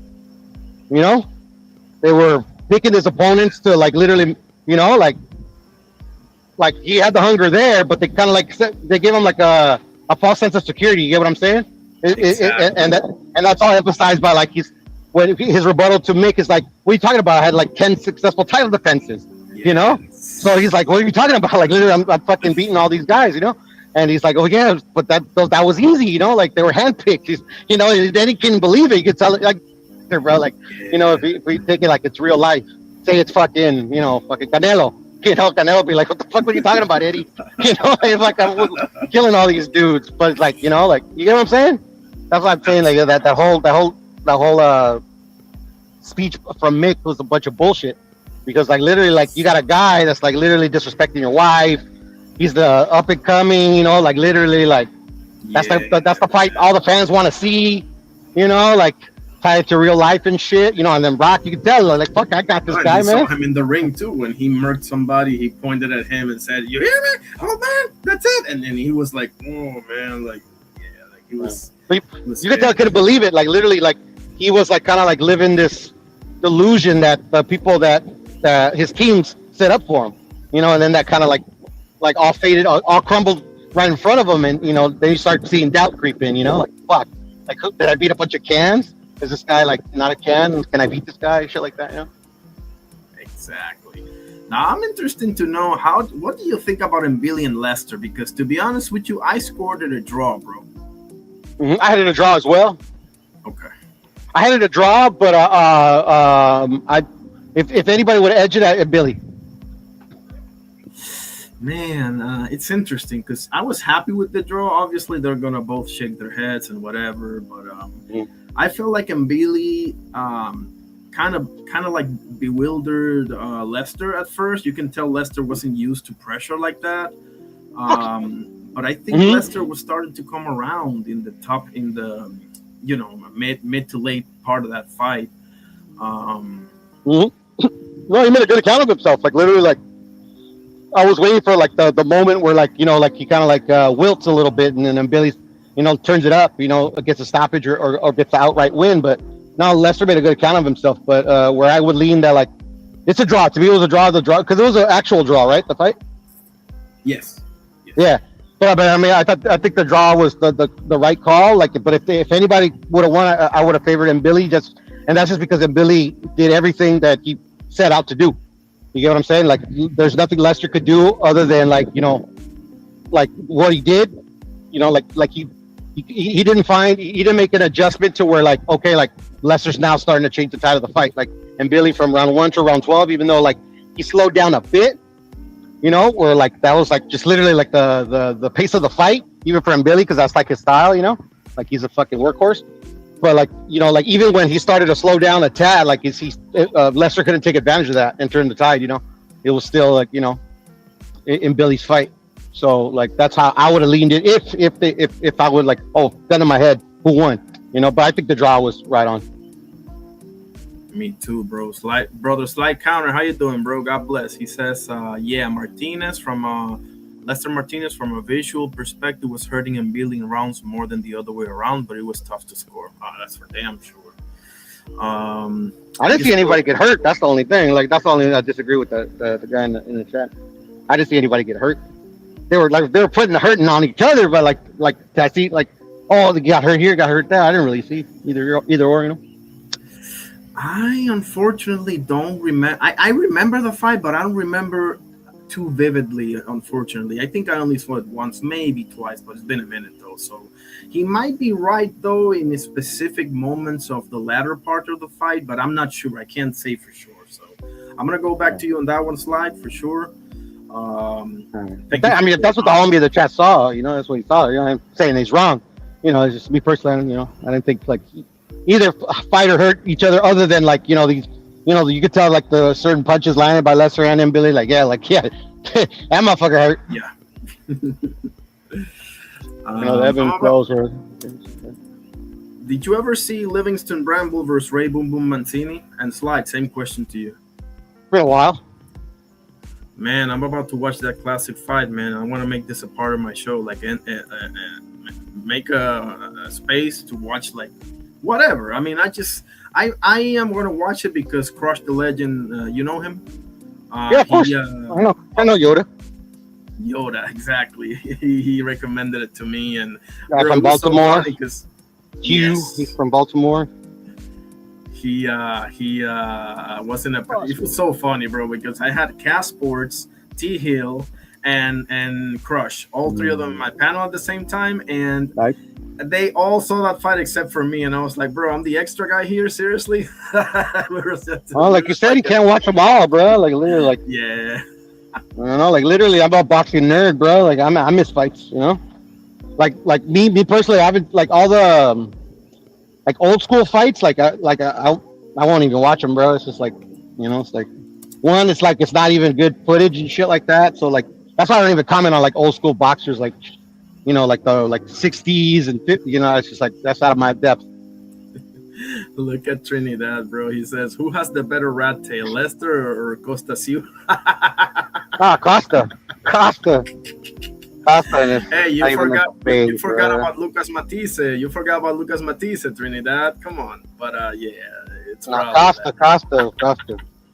That was like his signature, bro. That was like his signature. And it's not senior though. Senior is when they had the same name. But okay, I know what you're referring to. That's fine. Yeah. No, Costa. Yeah, that's like like his hairstyle reminded me a lot of Maromero's hairstyle. Yeah, it's another one. Exactly, bro. Thank you. I was thinking of Lucas Matisse. And they look like those fucking guys. Like Costa and Maromero Paez, they fucking look like they're brothers. Bro, for real. Like seriously. Right? Absolutely, man. Slide says, yes, oh my God, that was a war. Bramble versus Mancini savage. Mancini can't be. Mancini is like Bobby Chacon. They're just allergic to being in a quote-unquote boring fight, you know. That was to the Italians' detriment, though. To what was the name? You just said him, sure, Youngstown guy. Fuck, Mancini. That was to his detriment. You know, like literally, like that's why he never like went over that bump. You know, he took too much back, and it wasn't. You know, it was never enough. Too much, yeah. I remember the fight against the Korean guy that went the way. Yeah, you know, right? Like fucking hell, like literally, like it should have been that hard, bro. The guy should still be alive. He should have a win. I mean, he ended up winning, right? Anyways, but you know, it shouldn't have been that hard. I think his name was Doug Koo Kim or something. Doug Koo Kim. Yeah, God rest his soul. So absolutely, we got 5 votes. Rest in peace to his mama too. She offed herself. Oh man, that's bad. Yeah, well, that's crazy when you fucking see your kid die in front of you. Come on, man. Traumatic shit. Some That's what traumatic made shit. him. That's what made him go from 15 to 12. I think that make that big of a difference, but I mean, I guess they had to do something. Well, I mean, at the time, that's what they thought. You know, that's what most people like. You know, because they never brought it back. You know, it's just, but you know, there was a death. You know, it was like. And that's the thing about boxing. Like, there's been countless boxing deaths, but not in the amount where, like, you get what I'm saying? Like, they make these drastic changes because these, like you know, it's not commonplace. You know, especially something they always have to look for a scapegoat, especially like death. Somebody has to be accountable for why that guy died. You know, because like literally, like there's been more brutal fights than that fight, and the fighters didn't die. Exactly. So when death occurs, they gotta find a reason for something, and you know, 50 to 12 was the reason. And I remember reading an article a while back, maybe like 10 years ago, that the data never showed that going from 15 to 12, like the deaths stayed, you know, like relatively constant. Like there wasn't more deaths back when there were 15 rounders than there are now, you know. Exactly. Like, for example, let me look at a high-profile one, which is Benny the Kid Pared versus Emil Griffin. Like, it's one thing if you are, like, having a lot of death left and right in the... oh, shit. Excuse me. I thought I paused it. Okay, here we go. Because that was probably one of the most gruesome knockouts I've ever seen. But I think... Which led to his loss... by knockout in round 12 out of a schedule 15. You know, like, I mean, I don't know. I guess it's easy for me to say, you know. Well, the thing is that like I'm no expert, but like literally just you know what I know and what I've read. Like literally, like the most fighter deaths don't occur on like, you know, a big punch knockout. Like the consistency lies in the sustained brutality of a fight. You know, like literally, it's like guys that are taking extreme punishment throughout 12 or 15 rounds. You know, you know what I'm saying? It's just like it's that. I remember counting one time. It sounds macabre, but I remember counting one time. I think in my lifetime, I seen live. I think 8 fighter deaths. Like as the fight was happening, like literally, like as like live, like literally, like not live that I was there, but like literally, like I was watching the fight as it happened. Okay. Like in my lifetime, and I'm only 40 something. 8 deaths I've seen. Man, I haven't even thought about that. I'll get back to you on that one because I've seen quite a few myself. Yeah, I mean, if you and I know you watch boxing like I do, but yeah, and I've been watching it for years, bro. Like literally, like and then I watch so I literally watch everything, you know, and then the fights where they die are usually like fucking like great fights, you know. Absolutely. It's just sometimes it's your time, bro. And because we don't count fights where guys are left like in a bad way for the rest of their life. Like, I don't know if you know Magomed Salamov after the Mike Perez fight. Like no, be particularly deaths that occurred as a result of a brutal fight. You know, vegetative stay, like you know, McClellan or the guy that got hit in the back of the head a bunch of times, Pritchard. You dudes like that. Yeah. They're still alive, but I mean, Exactly. like they're related because just like the guys that died, they were in fucking the pitcher Colon and other They can't such cases. function.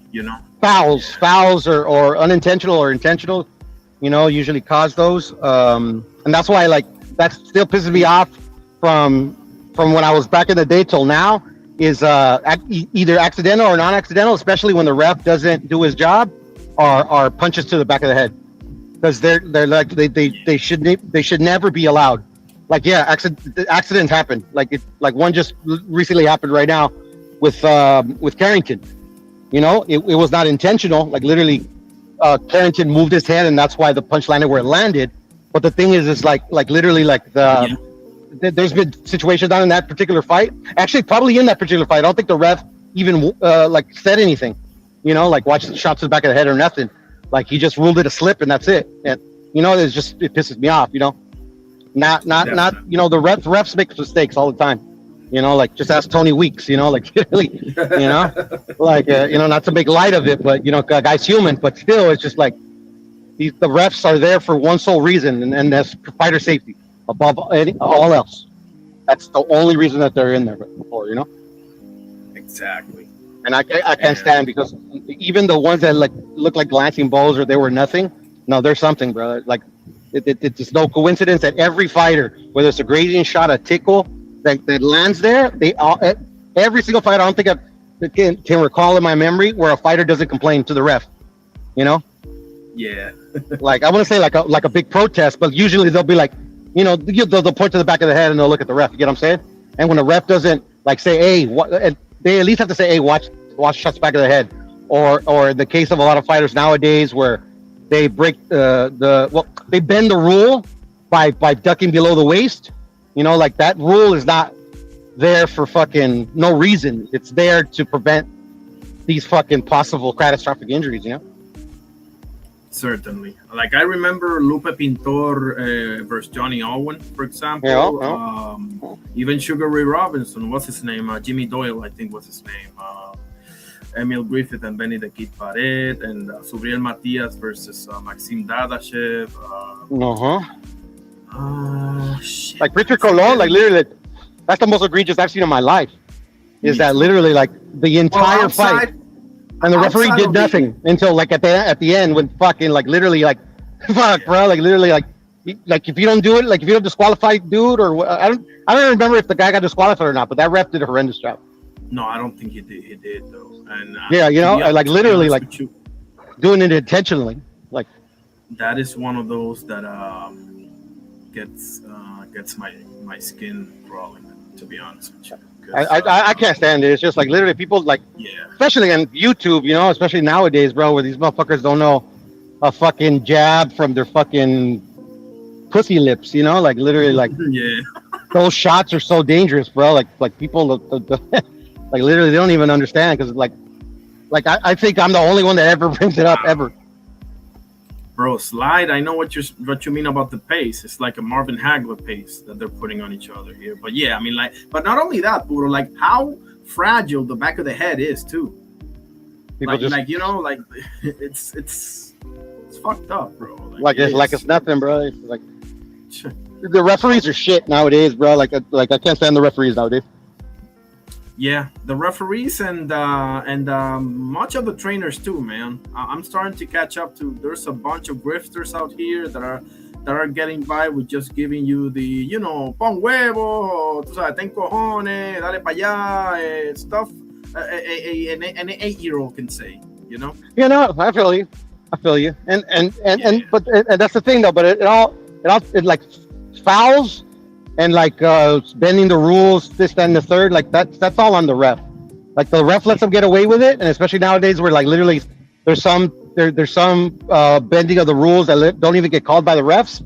Like literally, the fighters, the trainers, they notice this shit. I'm like, okay, the ref ain't gonna say shit. I'm gonna keep doing it. Exactly. And I mean, one of the most egregious is I don't know if maybe I mentioned this to you in one of the panels that we had on, but.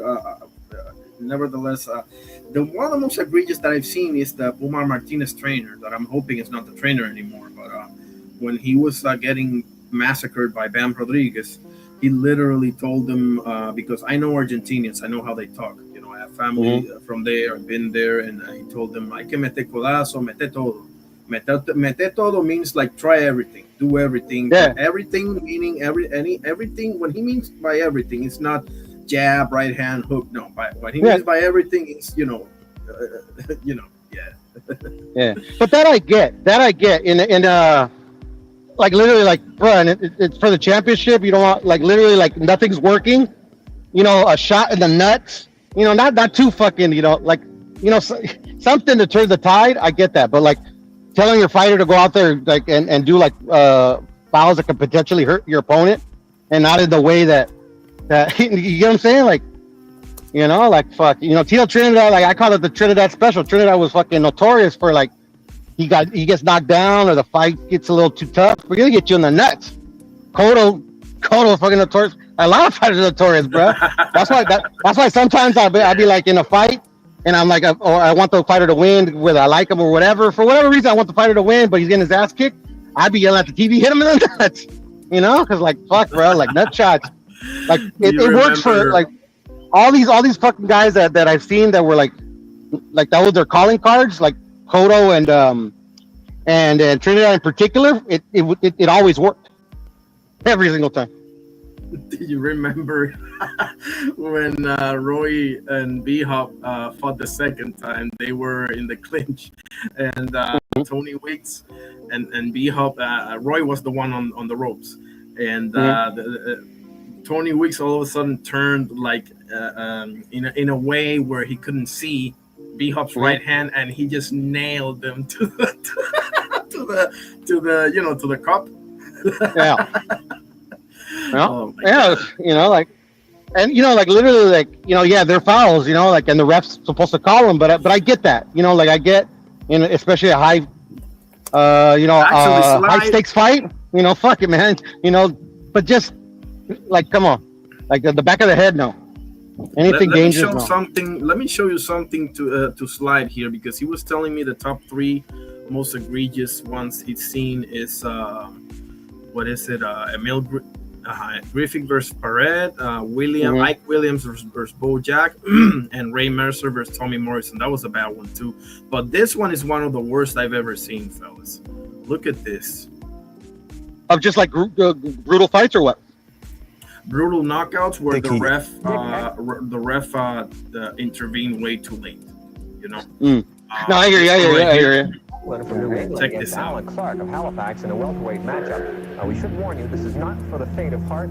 What you're about to see is brutal at best, and we must say Alan Clark is a very lucky man to be alive. Eklund nearly blew him out of the ring. So now watch this and ask yourself, where was the referee? By the way, Dickie Eklund was Mickey Ward's half brother. Yeah, for sure. His trainer too. I gotta change devices. My phone's about to die. I'll be right back. Okay, for sure. Watch this slide.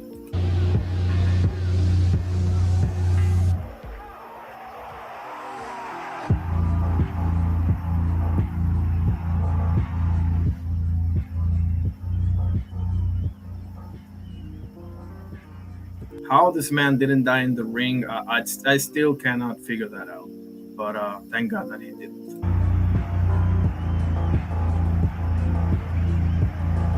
Unbelievable, bro. Unbelievable. Yep, you see what I mean, Sly? I mean, listen, great picks. The Tommy Morrison and Merciless Ray Mercer was horrible to watch. Emil Griffith, I remember my father telling me about Emil Griffith and Benny the Kid Barrett too. And what was the other one that you said? Ike Williams or Spojack. Yeah, but that one, bro, yeah. You see what I mean? Let's keep watching some of. I'll get back to. Yeah, that's up there, right? I appreciate it. Yeah, man, it's very hard to watch, and there's a few that I'm forgetting. I just can't think of them off the top of my head, but there's a few others.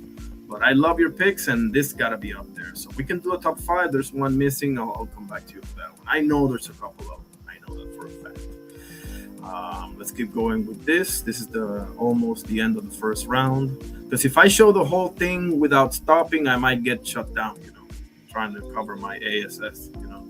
And there is a cut over Mancini's eye. Puro, if you're in the back, I'll come back every half minute or something. I'll pull you up, buddy. Back to the corner. It's a Or anybody else don't want to pull up for that matter. Oh, headbutt.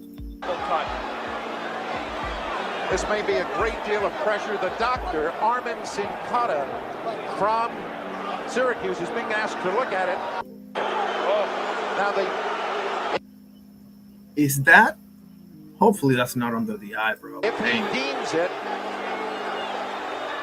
so he's decided to let it go. Did he think it was a butt, or did he? Yes, he thought it was a butt, which is an important thing.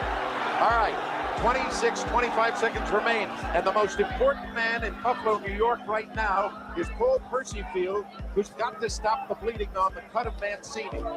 Mancini working hard because he knows he's in a difficult position. We will stay right here and go to the corner. By the way, Slide, you spot on the pace, bro. Bramble has now decided to work from the left side. Mancini putting pressure on. Nice. And the bell ends round number 1. Good stuff. That's the end of round 1. Slide counter says Alan Green versus JD and Co. Oh, yes. I remember that. Yes. It is a Hagler type pace. Absolutely. Man, those two bulls. Trinidad says Venado getting counted out while he got K. Oh, yeah. You're talking about the Angelo Leo? Well, Trinidad, do you remember same thing happened when Sergio Martinez slept Paul Williams? The ref was counting like an idiot. 1, 2, 3, and the dude is dead on the ground, bro. Like, man, most of these referees are stealing money, man. Let's call it what it is. Let's go back to round 2. Let's go back to the corner and see what Paul Percyfield does. And now you take a close look. There's a lot of others too. That's another good one. Like knockouts where the ref counted completely unnecessarily. Those two gotta be in. See exactly where the cut is. Let's take a look. There's where they clashed heads, I guess. It was initiated by both fighters, it appears. But Marty, was it a butt?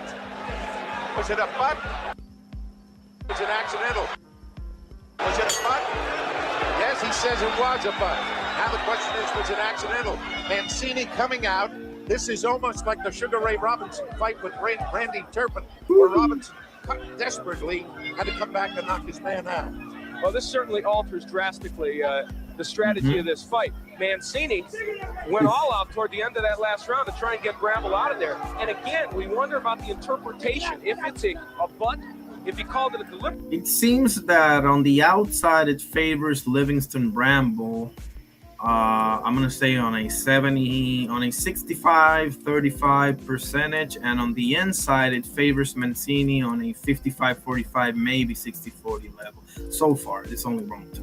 Butt, then a point would have been taken away. I don't think it was a deliberate butt. It was an accidental clash of heads.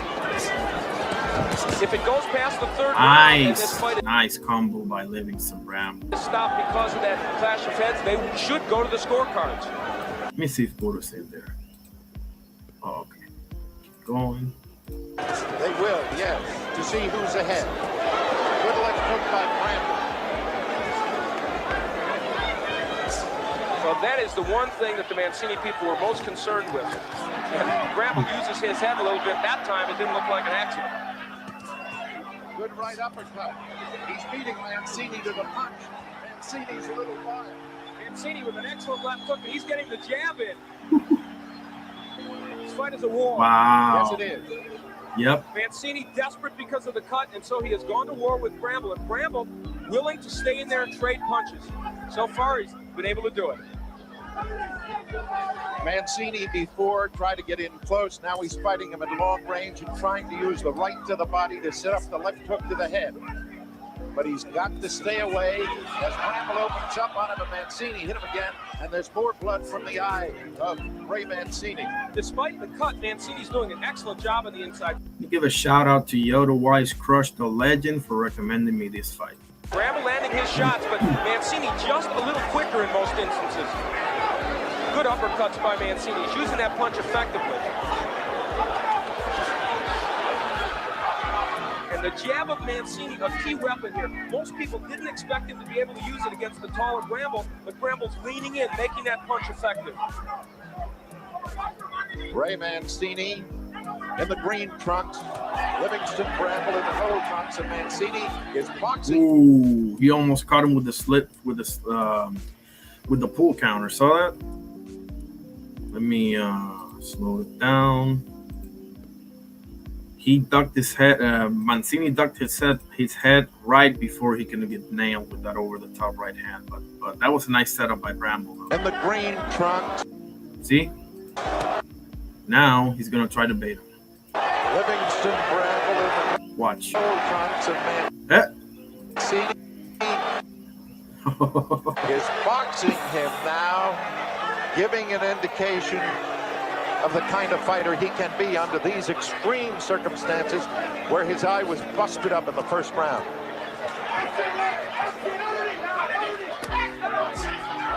Good right by Bramble, but boy, Mancini can take Oh, man. again there. And I'm looking at his eye. I said before he was bleeding. I don't think he has. I think Percival stopped the bleeding. Mancini staying in and using the left hook. Took a tremendous lift to the eye.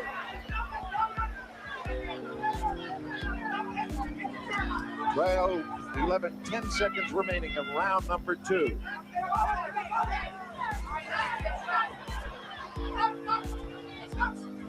Nice little 4-3 combo there by Mancini a few seconds ago. I love that combination. And round 2. Let's see what's going on. Flight says, I'm not positive, but I think Mancini was the favorite in this fight. Interesting. Let's see.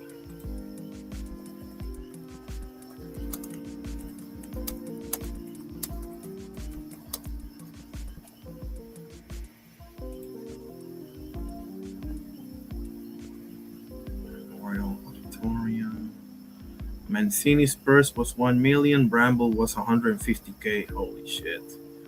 Mancini went to the hospital after the fight and got 8 stitches in one eyelid and 6 stitches in the other. Who was the favorite? Let's see. Ray was punching. Bramble, 23-year-old challenger. Livingston, Bramble. I mean, it seems that way when you look at the purse differential. I mean, come on, right? But maybe I'll the fight. Who was the favorite, right? Or the betting favorite, or whatever. Ray Boom. This is AI, so this could be wrong. Okay, I tried to stay away from AI. Sometimes they hit a home run, but they usually strike out 10 or 12 times before they hit a home run. Anyway, Ray Boom Mancini was the heavy 4-1 favorite heading into this June 1984 WBA lightweight title defense against Livingston Bramble. So we're gonna have to start talking about this being an all-time great upset then, right? I mean, I guess, right? Because that's a good point, bro. Well, he was probably the favorite because, I mean, he got paid 1 million and the other guy 150K. It's one thing if the other guy gets, $500,000, 75, but a lot of performance by Bramble, though. By both men, actually. Hey guys, I'm back. We look at Ray. What? Who said that?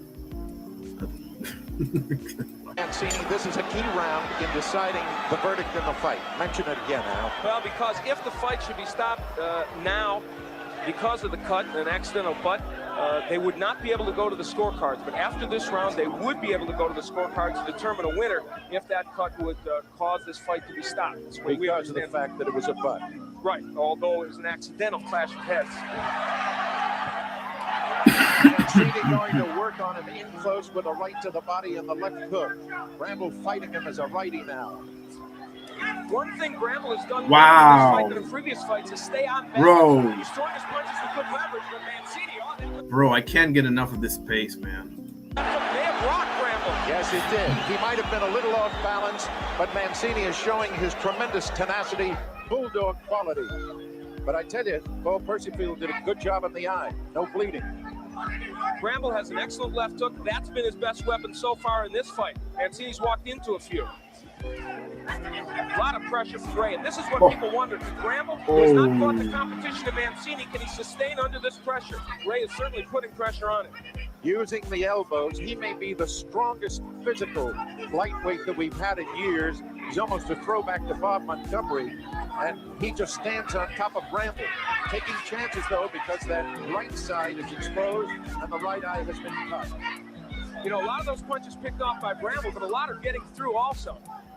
Okay, we're halfway through the third round here. Let me see Puro. There he is. There's my guy. Added to the stage. There's my guy. Here I am.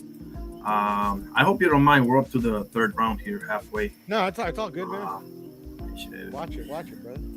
Man, this pace. Oh my God, bro.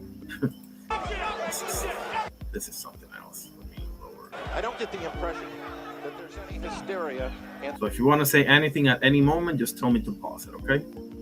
You got it. the Mancini corner because of the cut. No, Murphy Griffith is telling him to do the right thing. He's saying, keep using your jab. That punch is setting things up, and it's landing against Bramble. There it is again. I think that's a plus. Mancini didn't expect that punch to be there. If you've just joined us, we've already had an upset tonight. Johnny Buckfast was knocked out by Gene Hatcher. Wow. Mancini taking shots to the head to return shots, and this has been a war. Your words, Al. Bramble switches to the southpaw style, and that may be to defend against that left hook. He lands a good straight left hand, Bramble does, from this posture. And now Livingston Bramble becomes a southpaw. Yeah, I was just about to say, I don't think he is a southpaw, but that was a good touch right there, switching. You know, Mancini had trouble with Orlando Romero, the last southpaw he faced last year. So that maybe Bramble looked at those tapes and decided this could work, and there's a good right hook. Bramble's been effective now from the southpaw stance. An interesting move by him, and it's worked. We have about 23, 22, 21, 20 seconds remaining. We've had trouble with the timekeeper all night long, and that's why we say about. But at third chilling round, out now. that from here in, Mancini took a hard left uppercut. Yeah, that's the problem with throwing a lead uppercut. You can get caught just like this. All night long, and that's why we say about. But the third round's about to end, and from here in, bam, bro. Yeah. Be very careful with throwing a lead uppercut. Mancini took a hard left uppercut. Got his right hand and took a right hand.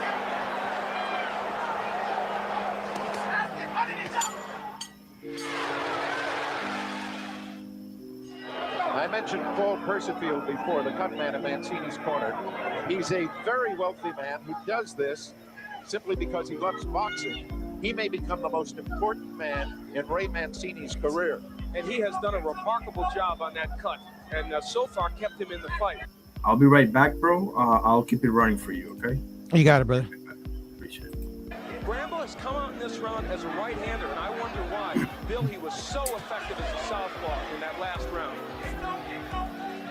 Well, again, here, as we talked about in the Bumpus fight, Bramble obviously doesn't think this man can hurt him. So he goes either way, but he must know better. Here's what being a lefty does to help Bramble. First of all, he can land his right hook better because it's closer to Mancini's head. Secondly, he makes Mancini's left jab less effective, and that was the punch that was really doing the damage and setting things up against Bramble. As he's doing right now, but he took a right cross from Bramble. The sneak right by Bramble. He's got that quick right hand. It's very dangerous.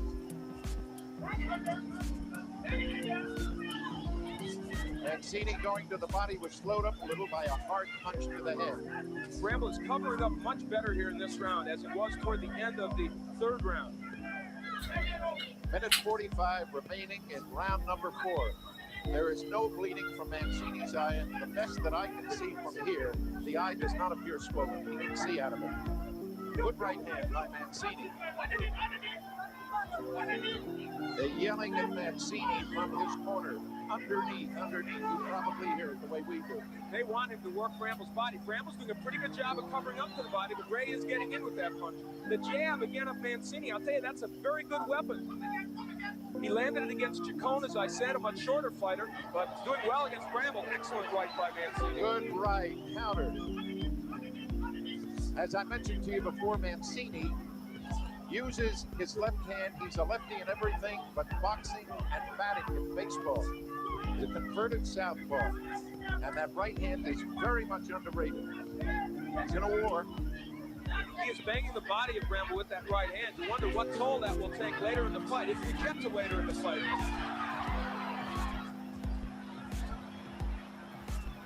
Bramble fighting back. There is never an easy fight for Ray Mancini, and this one again, a very tough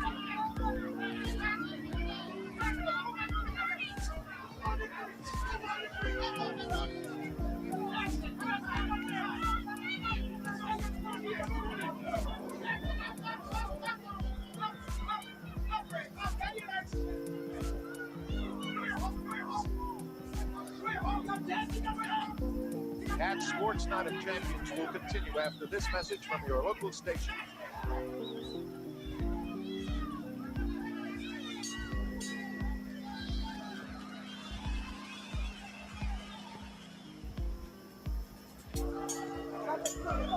We're ready for round number 5, and the one thing the referee, who's had tremendous pressure on him, he knows the Duvacamp didn't want him.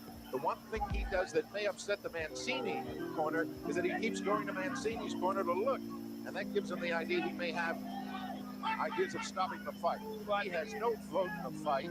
Mike Leanna, Stanford, and Lou Moretta, the judges. I think he just wants to be responsible to make sure he keeps looking at that eye. You know, Livingstone Bramble. Okay, we're back. Everything good? Yeah, man. Awesome. Let me see the chat here real quick. Slide says, what makes this space special, like Corrales versus Castillo, that's a good analogy, is Bramble versus Mancini had quicker hands and they had great reaction time to counter. That's for damn sure, bro. Yep. He says Bramble had very good balance. Tell me about it, man. Like also, their conditioning was top notch. Has to be to you know, exactly get through that type of fight. Yeah. Yeah, there's no way you can keep up that for 12 rounds. No way. Like, not if you're not in tip-top condition. No, sir. Here we go. Was the #1 rated contender by the WBA. Some people thought that was suspect. He's showing us tonight it's not suspect. He's an excellent fighter. Does this one go 12? Well in this fight as he... Say that again? Does this fight go 12? Yes, this is for Mancini's belt. So it's by decision? No. This one, I think Bramble won by TKO in one of the last rounds. Bramble wins this one. Yeah, 14 or 15, one of the two. Oh, okay. I thought Mancini won it. Okay, gotcha. The first one, Bramble won by TKO late in the fight, and the second one, he won again by UD. Oh, okay. Ever has as a pro. So that the pressure has not gotten to him, but we're looking at a different Mancini. Mancini is boxing him now. And this is lightweight? Jab, and then yes. Using the 2 years old, I was when this fight happened. Really? Awesome. 2 years old. So, yeah, I I saw was this born after the fact, you know. I was born 2 years later. There it is. Going into boxing. Well, these are the skills that Ray has worked on continually and in the last several years has improved on. He's still standing pretty erect and taking a few too many Bramble lefts and rights, but he's doing a good job with that jab. Now, there's Bramble countering over the jab with his right. That's what he wants to do. That's Ray's best punch, in my opinion. That left hook to the body. That does more damage than almost any other punch. It sets up the other fighter for the rain of blows to the head. Jab, and then the hook and the right. I love that nickname, bro. Boom Boom. Say again? I said I love his nickname, Boom Boom. Yes, come on, bro. Best nickname of all time. It's one of the great nicknames, yeah. Yeah, because it's kind of like ingenious, right? Because the animal, the beast, you know, the destroyer, the this, the that, but Boom Boom is like, okay, it's catchy too. Like, Yeah, now Boom Boom's the good one. see, Slide says, "Oh wow, look at that." He said, "I was 4 when this fight happened." Okay, There it is. we're all play around the same age. Makes sense. Absolutely, bunch of '90s kids around here. Dippy's loading up. Well, he is, but Ray Mancini's doing the work. Good right by Bramble. One of the things Bramble's doing better in this fight is he normally punches off balance and loses some power and leaves himself open. He's not doing that tonight. Ooh.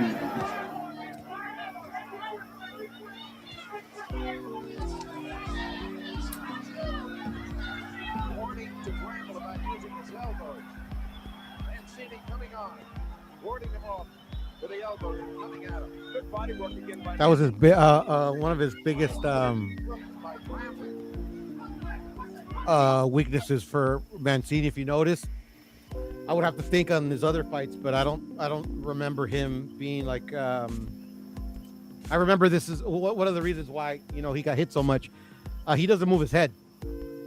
Yeah. He's not a devoid of defense. Obviously, like he doesn't get hit with every shot, but like Bramble, like literally doesn't even have to. Bramble just has to know where his head is. He doesn't even have to look. He can close his eyes and throw where his head is, and it'll land. That's why head movement is so important. Definitely, and you gotta be consistent with the head movement because in the early rounds, I remember him utilizing enough head movement, but I think he may be one of those that gets lazy at times. Pretty sure, but you're absolutely right. And Slide says Arguello got rid of Mancini. Yeah, for sure. Arguello got rid of Mancini pretty quickly because of that. Yeah, because you can't have a glaring not flaw not in the championship level, bro. I mean, like, exactly. Don't get me wrong. Like, there's gonna be, and there has been plenty of fighters that that despite technical flaws, they become champions. Blah blah blah. But I mean, like, it's the exception, not the rule. You know what I'm saying? Like, you can't Exactly. give a fighter. You can't. The fighter needs to be able to generate the offense that he needs to win the fight. You can't just give it to him. Exactly. You gotta earn Like, it. I think that you're giving away too much. Yeah, no, you are. you And know? then you're also like taking too many shots, especially like a Boom Mancini or any fighter that in the history of the sport is taking a lot of punishment. They don't have long careers. No way. I mean, and if you do, I mean, it's probably gonna end up badly for you after you're gone.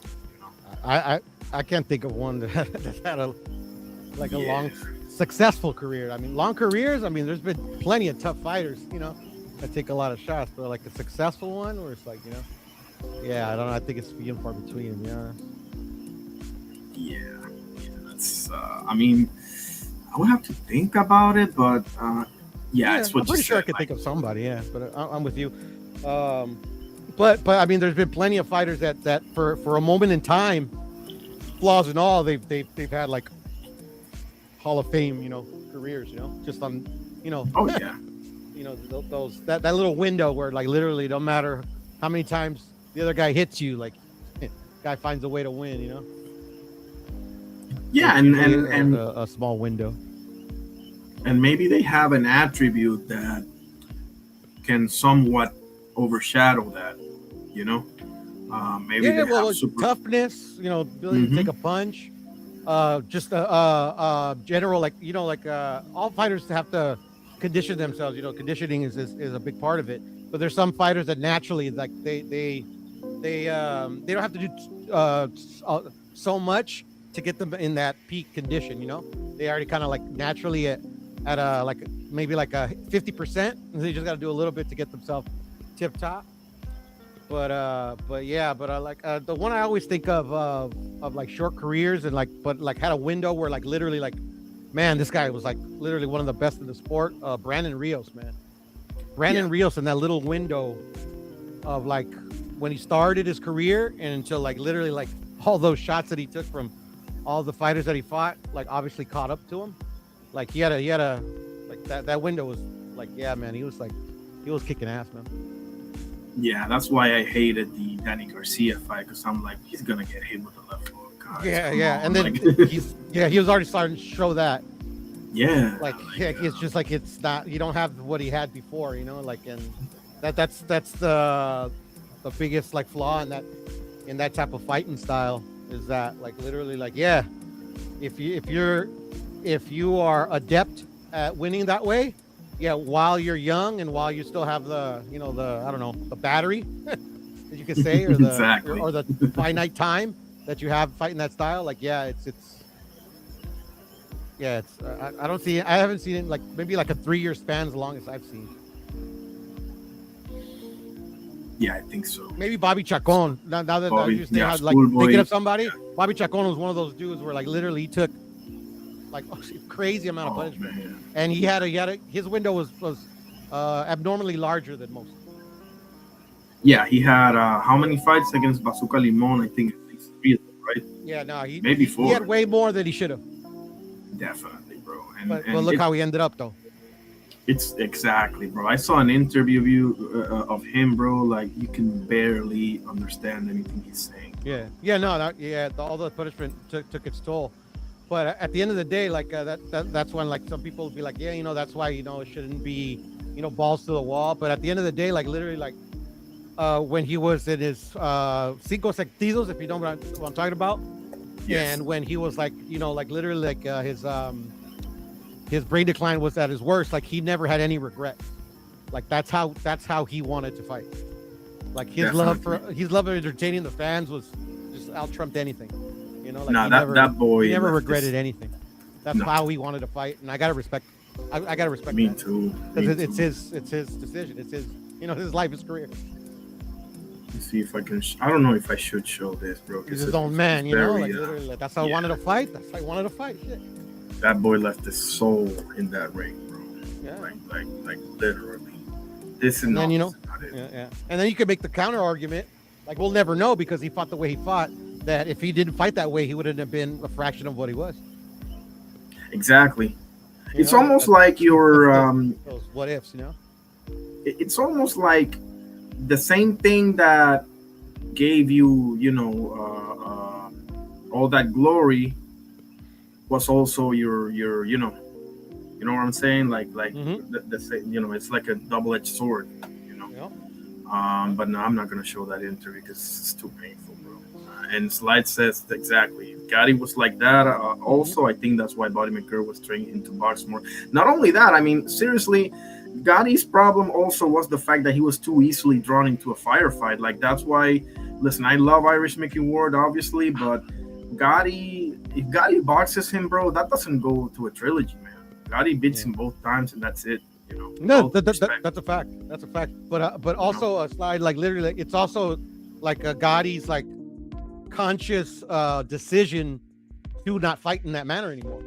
You know, where in essence he was able to have himself a second career. You know. Yeah, I still got a bad taste in my mouth over that Joey Gamache fight, bro, because he came in like ridiculously overweight for that fight and just nearly decapitated his ass, bro. Yeah. Like it was. Yeah. Well, boxing is you know, like ain't there's a lot of motherfuckers out here that try to take advantage, you know. Exactly. You know, but no, Gotti be like Buddy McGirt made him into a different fighter, man. He became an excellent boxer. I mean, he was already a boxer before, but you know what I mean. I mean, like, yeah, he feeded very few that fighters aspect. Changed their style, you know, in their careers. Usually Successfully, yeah, and even less successfully. Yeah, exactly. You know, but like literally, like he gave him a second career. Like literally, like you never would have got that Floyd fight. You know, even though he got destroyed, you never would have got that Floyd fight. It wasn't for Buddy McGirt. Absolutely, and not only that, he might not have come out on top on that Mickey Ward trilogy if he doesn't box. Yeah, okay, no. like but, you know, shit happened the way it happened, you know. But no, definitely. Absolutely. I don't even know what round this is. I think it's. I believe it's round 7 or something like that. Right, I think. because back in the day it was 15 rounds. I'm not Look sure. at Lou Duva. Who was so Duva was Bramble's trainer, right? Yeah. Yeah, and, there it and is. Mancini was who's Mancini's trainer? You got me there. Let me. Probably. I'm thinking it was somebody like I think his dad, like trained him until he couldn't. But I think he had like maybe like a local guy. I don't remember him ever having like a. Especially at this point, you know. I think probably I know him. You know, if I know the name, but I don't remember. Murphy Griffith. Yeah, see, like that the name sounds familiar, but I don't really know that trainer. This is AI, so take this with a pinch of salt, right? Let me look at bots, right? AI is usually Michael. correct. AI is usually correct. I'll say usually. I'll be courteous and say yeah, usually. Well, for like little for information like this, I mean it's unless like it's a fighter or a situation where like literally there's so many different versions of that one tidbit. You get what I'm saying? Like Ray Mancini, to me, like I never remember him like going trainer to trainer. You know what I'm saying? Or having a shitload of. No. Yeah, me neither. So I would take AI's word for it because a lot of people think AI like literally gives you sometimes it gives you an answer that'll kind of like fortify like a thought that you're having or thought process that you're having, but like the information that it gets from information that already exists. You know, it doesn't create information out of the blue. 100% slide, and you're right, Pudo. It's just that once I told AI to give me like the top 30 Puerto Rican legends, bro, and some of those names were laughable, bro. Some of those names was like Gilberto Roman. Yeah, that's why you gotta like literally like remember that AI is not giving you like its opinion or its actual opinion of what the 30 best Puerto Rican boxers are. It's answering your question the best it can with the information that it has. Yeah, that's all it's doing. Like literally, like it's trying to answer your question, not like it's not an actual being. You know, like a lot of people get like freaked out, like, oh my god, it's gonna do this, it's gonna do that. No, it gives information based on information that's already out there. Yeah, you gotta get specific. And that's true, man, because I am studying to become a web developer as we speak. So on that regard, AI is like my best friend in the world. Yeah, I do that as a hobby myself. That's awesome, bro. Web development, yeah. Right now I'm doing a lot of containerization and Docker and shit like that. Oh, okay. So, but are you doing back end or just front end? I've been doing the front end and the back end for like since the pandemic. Nice. I'm still like a baby level. But, yeah, go to I don't know if you've ever heard of it. Go to Free Code Camp. Oh yeah. I typically use. If you really want to become a web developer, it'll teach you everything you need to know. Freecodecamp.com. Oh, okay. .com. Okay, sorry about that. No worries. You got it. Like literally, and the curriculum for web development is excellent, and it's free, absolutely free. Oh hell yeah, I'm gonna go into this. Yeah, so like literally, like you could it has it all like structured. Like if you want to like it has certificate, it has like it's like a web development course. It'll give you certificates that you can show to prospective employers.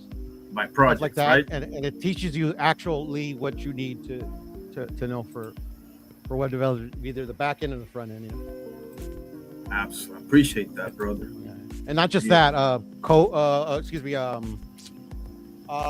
different languages, Python, like all the coding languages and shit. Like literally, freecodecamp.com is the shit. Oh man, that's done. Yeah, no, seriously. Like if you're really getting started, bro, like literally, that's what you like want to get into. Like you'll get a job, bro. Like you'll literally will learn on your own for free and like actual shit that you can show to employers. And there's a ton of opportunity, bro. There's like last year alone, I saw in an article. Last year alone, there were over 100 like positions not filled or whatever in that field. So and obviously it's getting more technological by the minute. So you either keep up or get left behind, bro. That's what it is. Yeah, that field is it's big. It's easy to find a job. Hell yeah. And you can do freelance too. Like there's No, opportunity. yeah, no, for sure. Almost definitely. My buddy, you know Kazi, right? You know Cosmic, right? Yeah, of course you. I see you. Yeah. My buddy Cosmic channel. Yeah, Kazi's like a graphic designer and shit.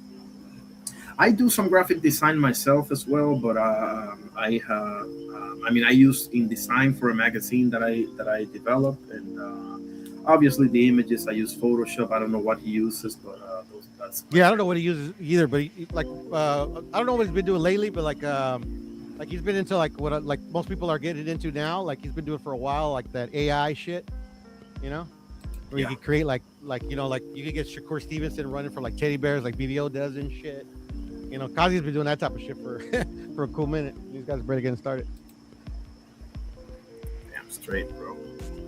Trinidad PR says Python. I've seen Python 3 being used a couple of years ago. They're going to beat out the Rocky movies at this pace in no time. Right? We're talking about a programming language here. I think he's talking about a movie, but Yeah, no. I got the joke. Yeah. let's keep going here. Let's see. Yeah, I was in IT for 25 years. So this shit comes easy to me.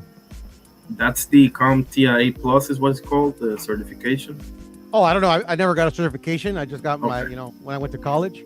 But what I did for 25 years was, well, I started off like entry level, like just like desktop support, and then eventually I got to like where I was in charge of the mobile devices for the county of Los Angeles. Okay. Okay. Yeah, that's what I've been doing for like the last 10 years. But then I got tired of that shit and I went back to school to become not a plumber, an electrician.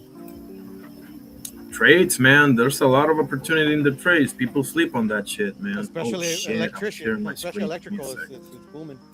second. Absolutely. Yeah, I want to be my own boss though. That's why I chose what I chose. Exactly. Wanna Listen, start my take my number, bro. It's right there on the private chat. If you ever want to talk about anything, you can just hit me up, okay? No, for sure. Let me put that in my phone before I forget. But yeah, man. Vice versa, bro. Like I'm gonna text you right now. Like, anything you need, bro. Like literally, like especially on like if you're trying to get into what you're trying to get into, like yeah, like literally, I got connection. Like I don't know. Where, if you live in the Midwest, or I forgot if you ever said where you stay at. Nah, I'm in Puerto Rico right now. Oh, you're Puerto Rico, yeah. Like I don't got no connections to Puerto Rico, but like if you're ever in California and looking for like potential. Nah, I'm gonna go to the whatever, States. I still got a lot of people that.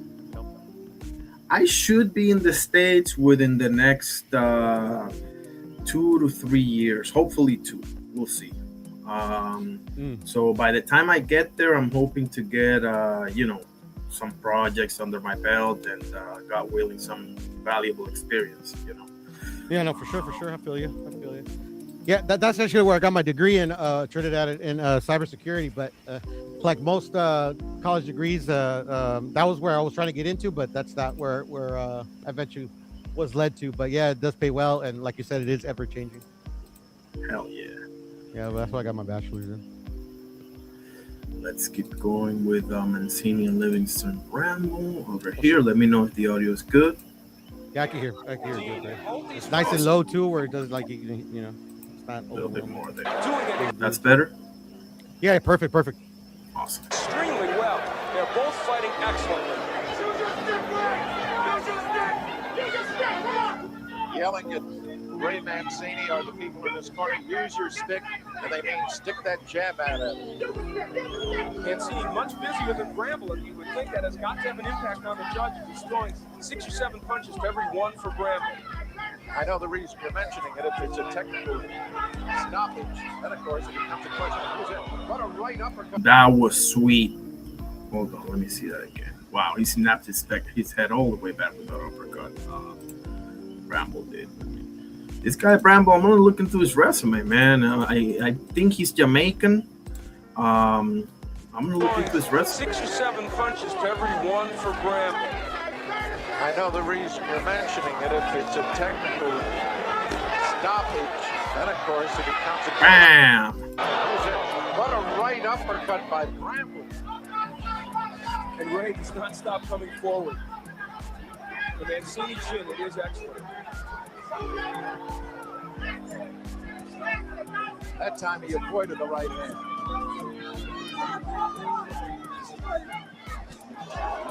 Another hard punch by Bramble. Come to the round of round 5. Well, he's got to be thinking this is a tough battle against Ray Mancini, and he's hit him with some great punches, not hurt Ray. Round number 6. The cut has been stopped. That is, the bleeding of the cut has been stopped by Paul Percival. But of course, any good shot might open it up again. And then it becomes a question of what will Marty Denkin do. And today, tremendous pressure was put on him.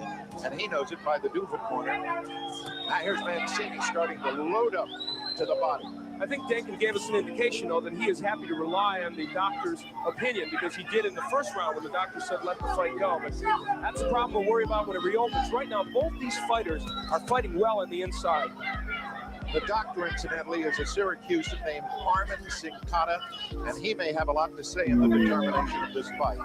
You see, he showed head movement in time, because right there, Bramble was going to nail him with the 1-2. And he got out of the way nicely. Let's see. Armin Sinkata. Yeah, he probably got tired of getting hit with all these fucking shots. Well, right, exactly. That too. You know, and that's not really like what I would call traditional head movement, which it is. Don't get me wrong. Like, you're not wrong, but like literally, that's to me more like moving out. You get what I'm saying? Moving out the way. You know, like yeah.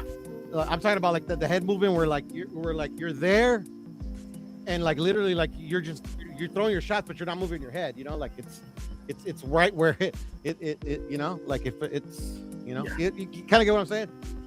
Yeah, for sure. Like for example, a good recent example to me is Naoya Inoue versus Junto Nakatani, because at the end of his combinations, Naoya Inoue would move his head, whereas he could avoid Junto's counter, because he knows this guy can crack for real.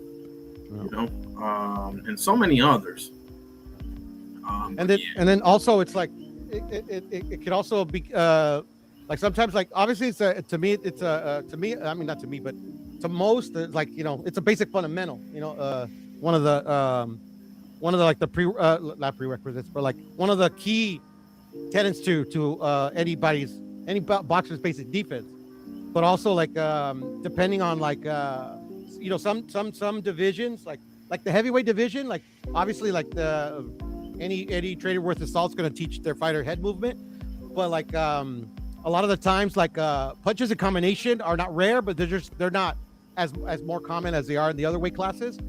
So we're like in the smaller weight classes, like literally like you can't get away without learning at least some type of head movement, even though if like you don't use it as much as you should, because like literally like there's fighters that like literally like because obviously like literally like it's a hit and not get hit, right?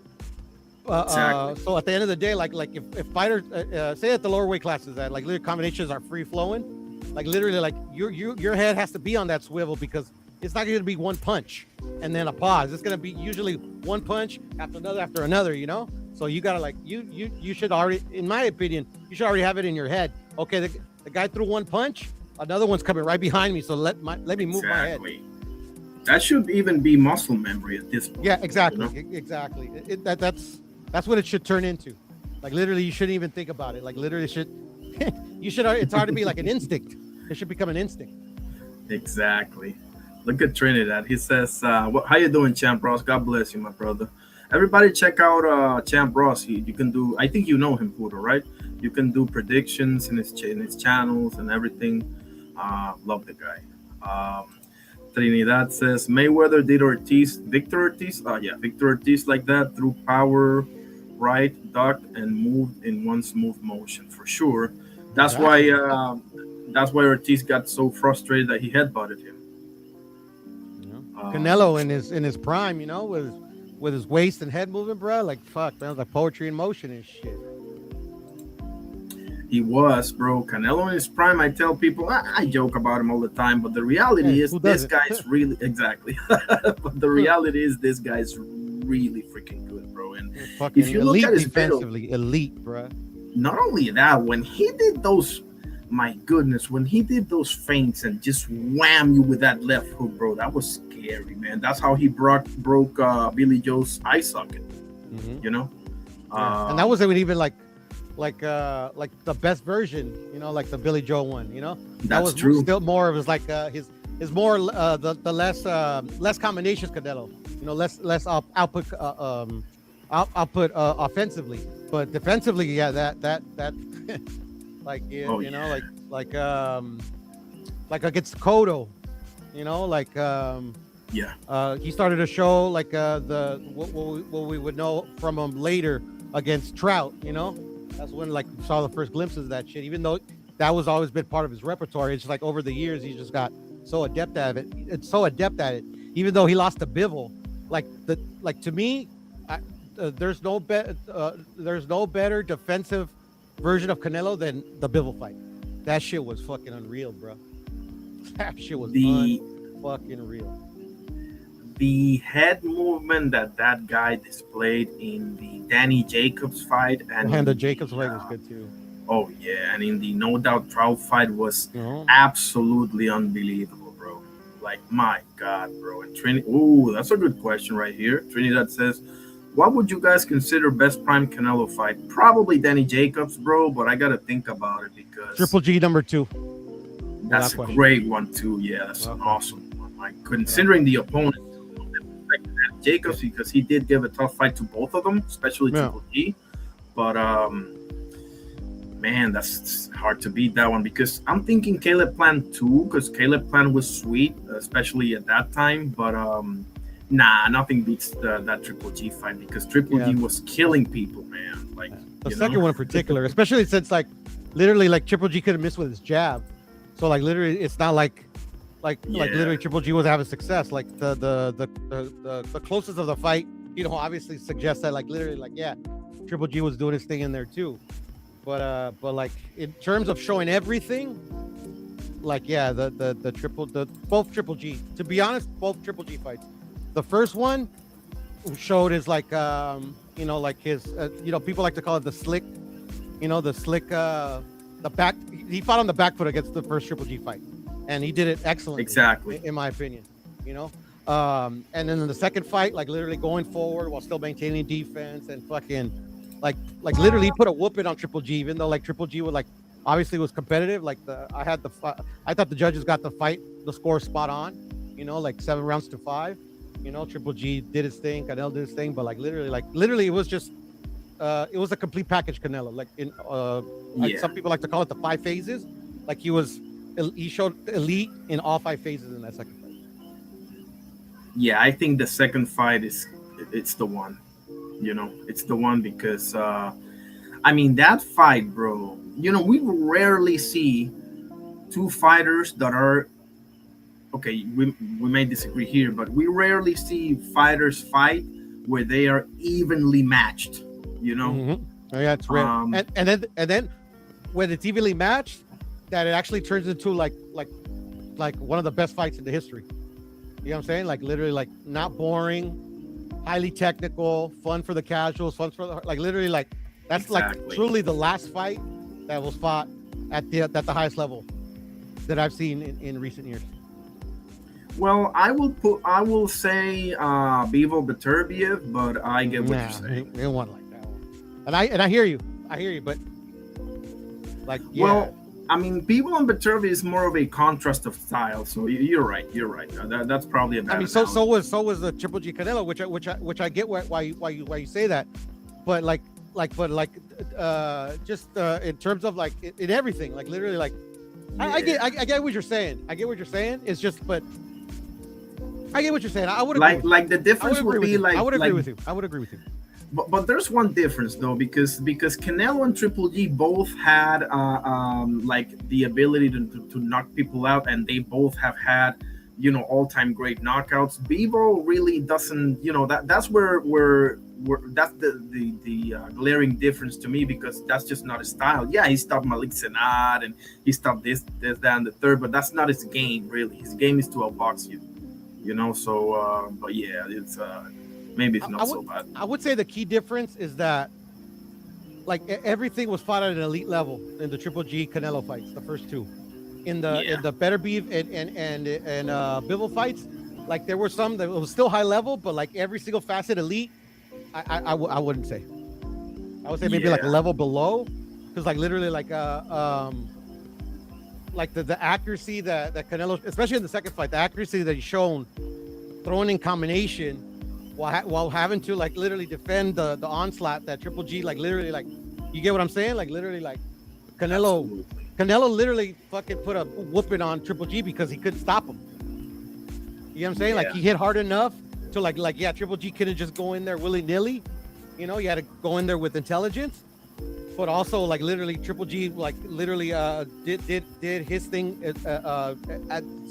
as well as an elite level, where that Canelo, while fucking putting these fucking body shots, putting in a beautiful body work, those combinations, you know, like literally, like, you know, like dictating the pace of the fight, stuff like that. Like literally, even his jab on point while going forward, you know, criticize, like he was being criticized from the first fight, especially from Abel or whatever. Like, you know, you get what I'm saying? From running or whatever, blah, blah, blah. Like literally, like it's it was a thing of beauty, bro. Like it was by For both fights, sure. literally, like, to me, it's like there's I can't think of another fight at that level, fought at that level. They were matched up even in their chins, bro, because they both hit each other clean and nothing happened. I will say that Triple G though, like, has the distinction of like the only one that truly had Canelo like actually hurt. Like, yeah, Cotto had him hurt. Don't get me wrong, like literally everybody saw that. Like you mean tell, Jose like, Cotto? like, yeah, but that was Jose early Cotto, in yeah. his career. Like, he was like, holy shit. You know, people say, oh, he's young, blah blah blah. He ended up knocking him out, but still, like, he was hurt. But at his prime of prime, like Triple G in that, I believe that 10th round, bro, yeah, Canelo fucking hurt. I don't know if you remember that. Miguel? No, Triple G. I don't, man. The second one, in the 10th round, bro.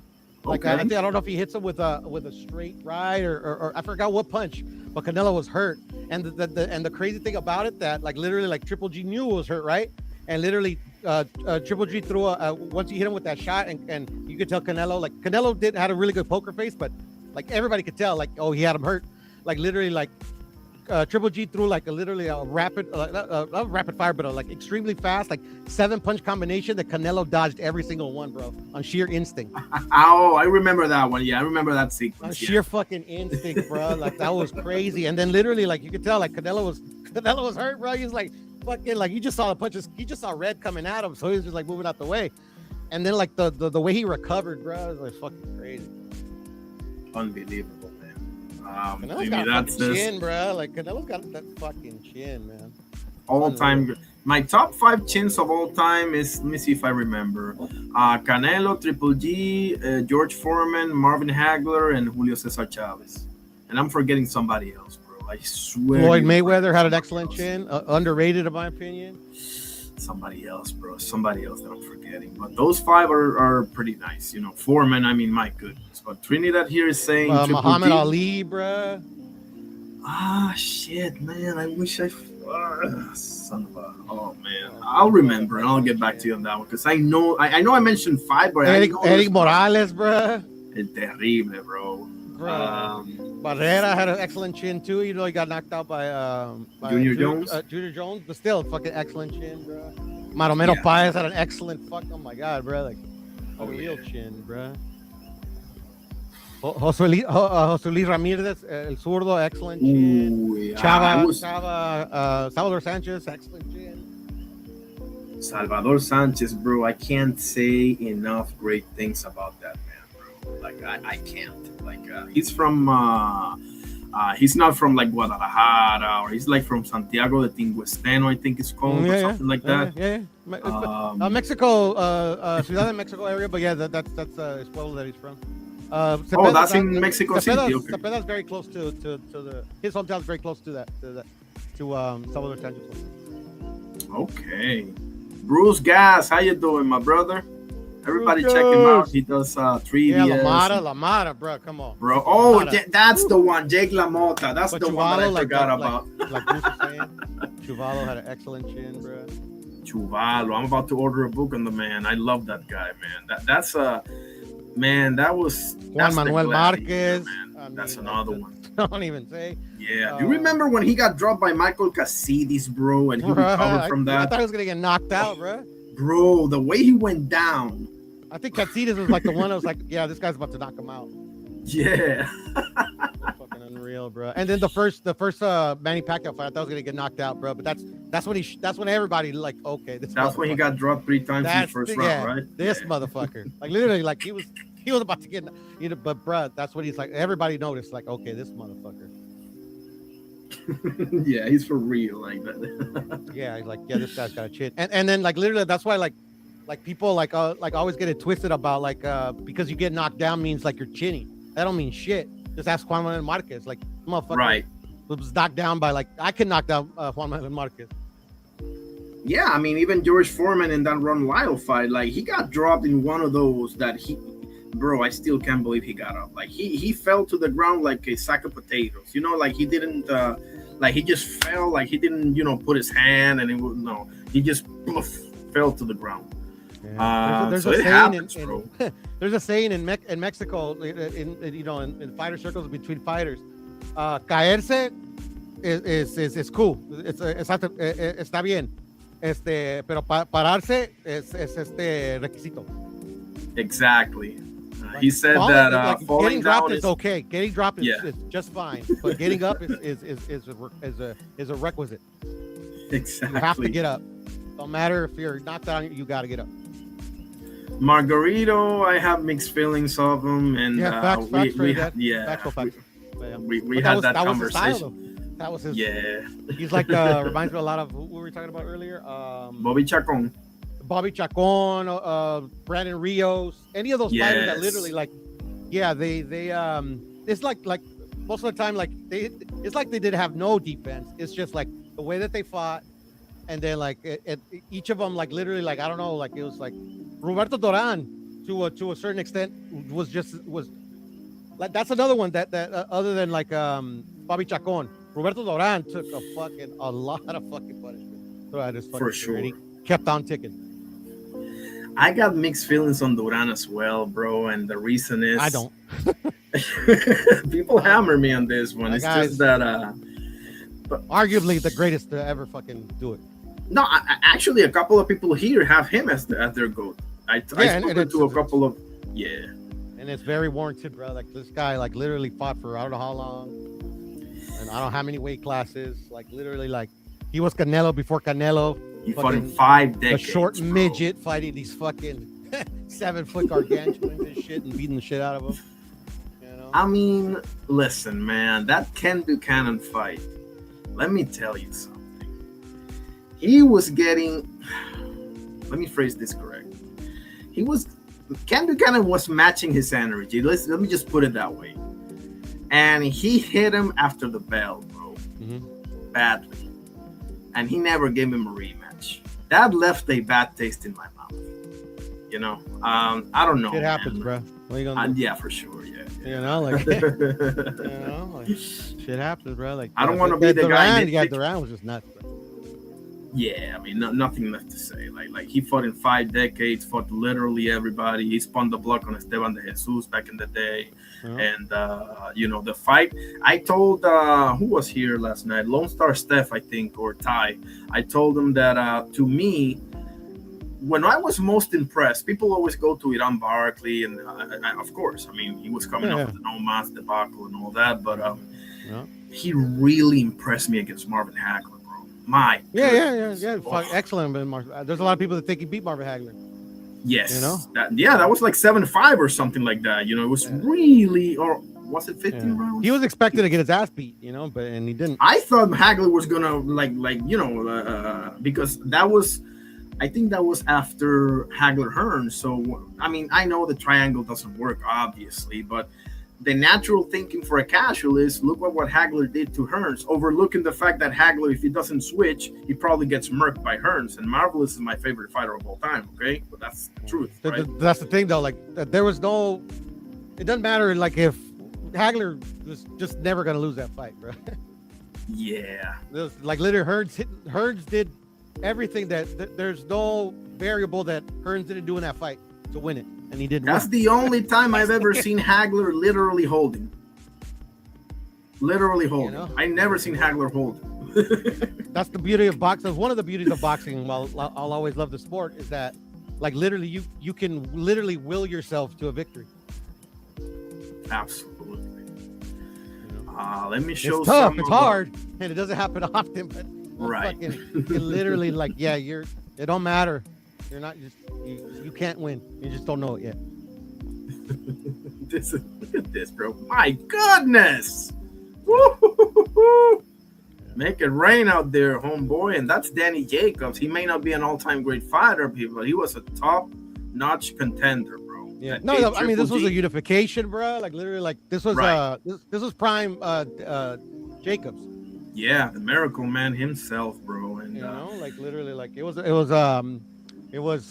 like defensively, like that was like it was pretty impressive. The only reason I ranked like the Triple G fight higher is because like offensively Canelo like did his thing or whatever, but it wasn't comparison to the Triple G fight. Like literally, like Canelo didn't do anything offensively. You know what I'm saying? In comparison.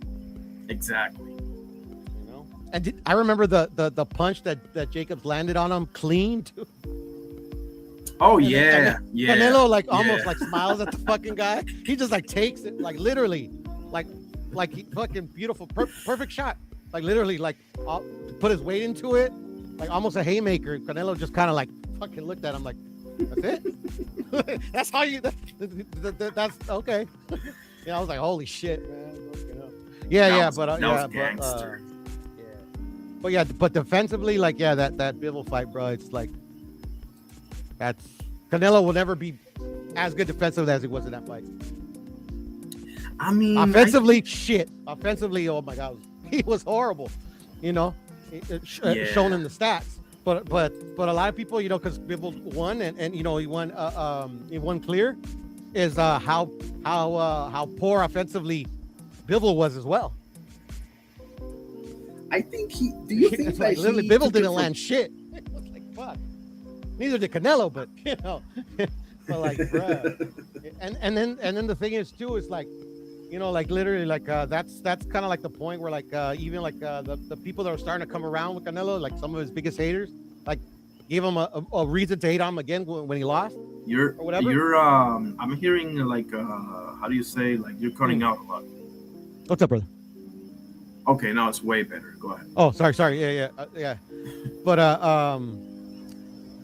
like literally, like if Canelo is the same size as Bivol, he destroys him. I think he might have. Do you think that he didn't took him as seriously because Bivol wasn't very well known? He only had one belt. He didn't really have an impressive rest. I don't think. Was that before or after he beat Zurdo, Bivol? That was before. Exactly. So he didn't even have Zurdo on his resume. So yeah, but he had all these other dudes, I think he might have taken him for granted a little bit. I could be wrong, but I mean, if that's your opinion, that's the way you saw it. I mean, I don't see nothing wrong with it. That's the way you saw it. To me now, like he was scouting him ever since like he was had plans to try to win a title in that division. Like a lot of people forget, or a lot of people like to not bring it up, is that he sent offers to all the champions at 175 when he went up to try to win a title at that division. Kovalev was the only one available. Beterbiev had a fight. Beterbiev himself said that. Like, yeah, we got the offer and everything, but my fight was signed with, I forgot who was fighting. I sent the offer to Bivol. Bivol had a just literally like he fought Kovalev because that he was the only one available, only champion available. So like he was scouting these fighters before. So like I don't think he underestimated them, because he was like obviously like studying these guys for as a potential opponent. It's just one, Bivol is fucking good, like literally he's as advertised, and also like literally like the defensively was beautiful, was a sight to see. The stats reflect that. Offensively, it was Canelo's worst performance, and literally like he said it was an injury, whatever. A loss is a loss. He took a shot, he missed, whatever. But at the end of the day, like, if to me, the way that one, he gassed out like I've never seen him gas out. You know, like everybody says that Canelo has these fucking gas issues, which I think they're overblown. But if you just watch that fight, be like, oh yeah, see, that proves me right, blah blah blah. But at the end of the day, dead tired, Canelo pushed the pace of the fight. Literally, you get what I'm saying? Like literally, like and that's what made the fight so close, and that's why I think that the judges got it right. I know you disagree with me. You had it a little bit wider. I thought the score was spot on, 7-5 Bivol. But the thing is that that's the reason it was so close, because literally like the first 4 rounds where Canelo was fresh, and actually one of the key elements that I remember watching the fight, because I watched the fight not a bunch of times, but just quite a few times, because like literally it was like Canelo's first loss in like, I don't know, 20 years, 30 years, something like that. Yeah, since you know, Floyd. so I was like, I wanted to see, you know, like what he did wrong and blah, blah, shit like that. Especially because I missed that fight live. You know, I got sick. And I remember like, I was dog sick. And I remember waking up like 2 a.m. I'm like, oh shit, the Canelo fight was today. You know, like I think I underestimated Bivol, because like I was expecting, okay, yeah, Canelo knockout, or, you know, like I woke up and I saw, oh shit, Bivol won. You know, I got to see this fight. I got to see what Bivol did, you know. Especially like, you know, Canelo was at his peak, you know, coming off his run, you know, that the 168, like little peak Canelo, you know, pound for pound, blah, blah, blah. But yeah, for whatever the reason it may be, like literally the one of the key errors that he did, whether it was tired or whatever the reason was that he stopped, was the jab. The first 4 rounds, Canelo's jab was constant. Like literally the jab first and then everything else afterwards.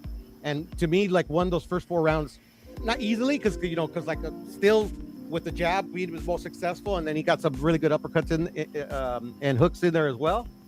And also Bivol was just defensively just very, like literally like his whatever it was, you know, like he couldn't get through, he couldn't pierce his guard, you know, Canelo with any consistency. You know, so I got to give credit to Bivol on that one. But yeah, like literally after the 4th round, he stopped throwing that jab, and like literally like without that jab, he wasn't gonna win that fight. Is that where he fought? Because you mentioned Kovalev. Now, is that where he fought the? I'm talking about the division 175. Is that where he fought the Smith brothers? He fought Callum at 168. Oh, okay, and Liam and 75. Beefy was no Beefy was super middle.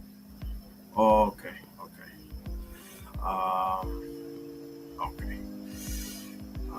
But Trinidad that says was Bivol, a badass fight too, man. I don't know if you remember that fight. The Callum Smith fight. No, not the Callum, the Liam. Oh yeah.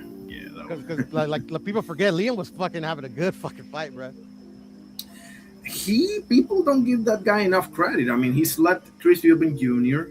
And I mean, Callum is a little more high profile than he is, I believe, because you know, he fought Beterbiev and Canelo and all that. And Liam does have Canelo, but for whatever reason, I never felt like Liam was as appreciated as Callum was.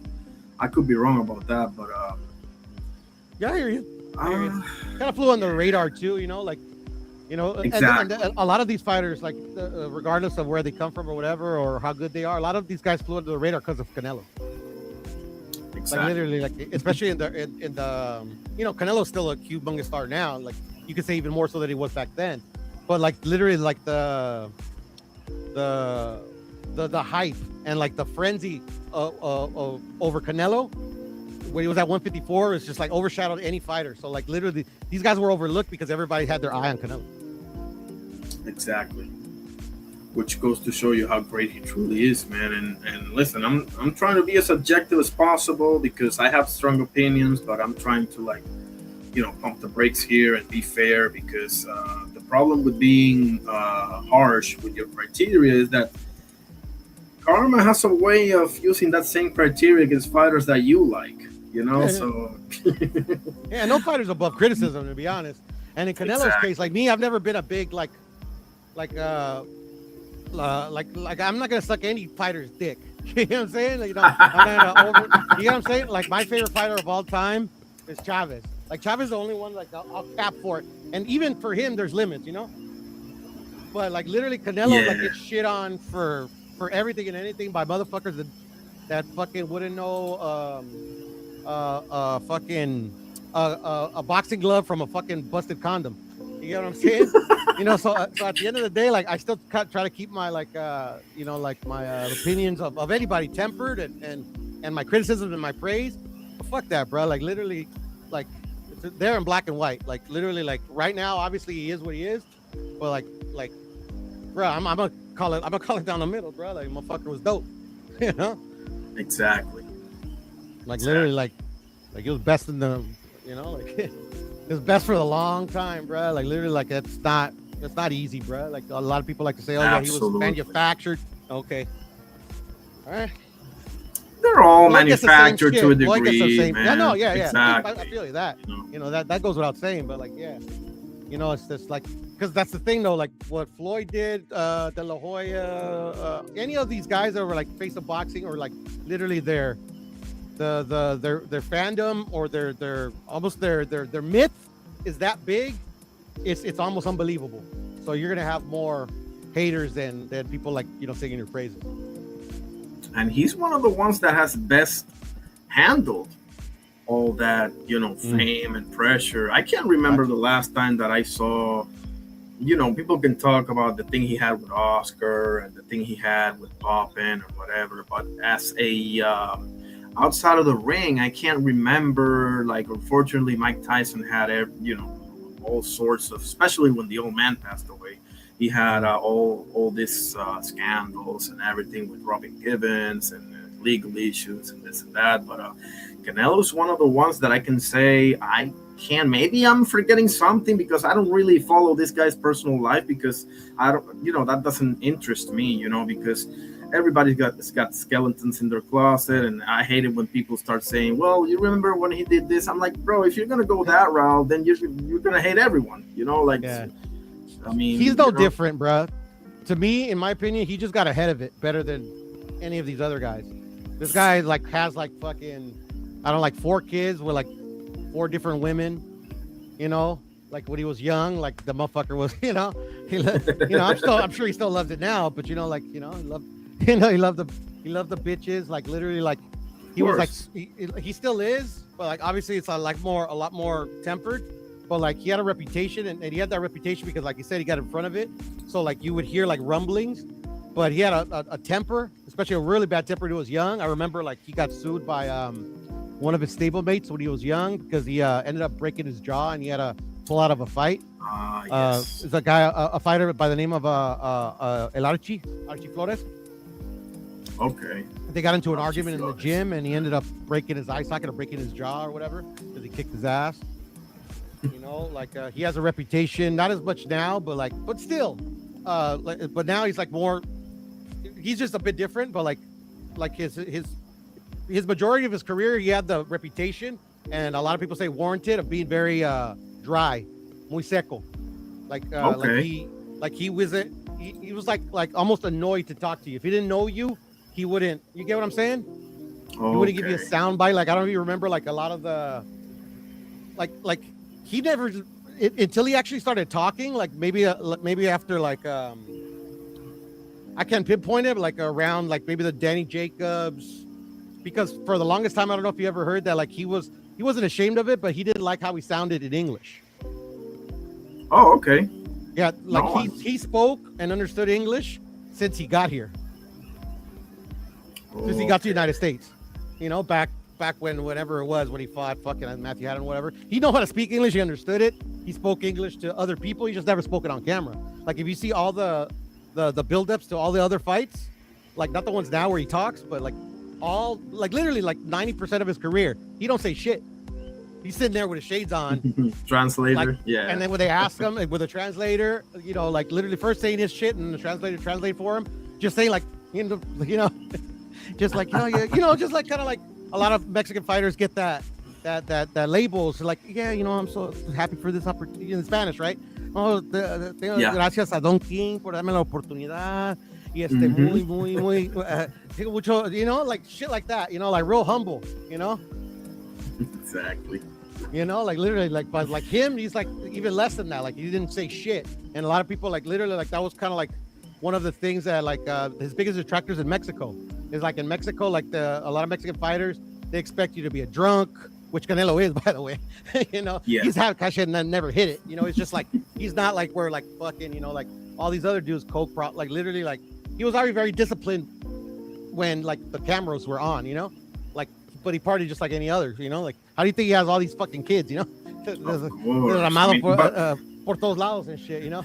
But who wouldn't? Like, who wouldn't? Picture like you're in your 20s with all this money. Every chick wants, you know what, with you, and I mean, you know, like it's easy to judge. But if you're in that position and if you're an honest man, you're gonna say, yeah, I'm probably gonna do exactly the same thing. So it's just but when Canelo started talking though, like you know, he could talk some shit, bro. He's funny. He can, bro. Canelo's really funny, can. bro. Yes, fucking hilarious. When he wants to be, he'll go payday. Yeah, no, that's when like that's when the American fans, like in general, the ones that didn't speak Spanish, like I would say like the non-Mexican American fans, that's when they started to like him. Okay. They started talking all that shit, bro. Like literally, I remember like from like night and day, I was like, oh man, I love Canelo. You know, he's fucking not because he's fucking good at boxing, because of, you know, he's actually started talking shit. People love that, bro. If you have that component about you, man, like that is like having an extra attribute as far as the business side of boxing. Yeah, but that's the thing though, like people love it, but people also aren't stupid. Like literally, like it can't, for me at least, what I've seen, and just for me in particular as well, like it can't come off as fake. Like to me, like a lot of fighters, like especially right now, like all the shit that Devin Haney and Shakur in particular and other fighters, the way that they talk their shit, Rolly, to me it's like it seems like so fake, like it's not them, you know, like the best trash talkers you could, like it's like James Toney, like that's him when he's fucking promoting a fight, and when he's like not promote, like talking to me and you, he's probably fucking talking all kinds of fucking, you get what I'm saying? You know, like literally, like when it comes off as natural, like that's you're not playing some fucking character, you know, that's when it like actually fucking bears fruit, in my humble opinion. Yeah, because you gotta make it work. It's not just, you can't just say whatever. Like when it comes out real cringe when you see guys like try too hard, and you can tell right away. It is kind of an art, bro. I'm not gonna lie. No, it is definitely an art, and an art that like literally has to come naturally, bro. Like it's just like to me, like to me at least, for me, I can spot like, yeah, this is not you. Like, bro, it's like comes out so fucking fake and contrived.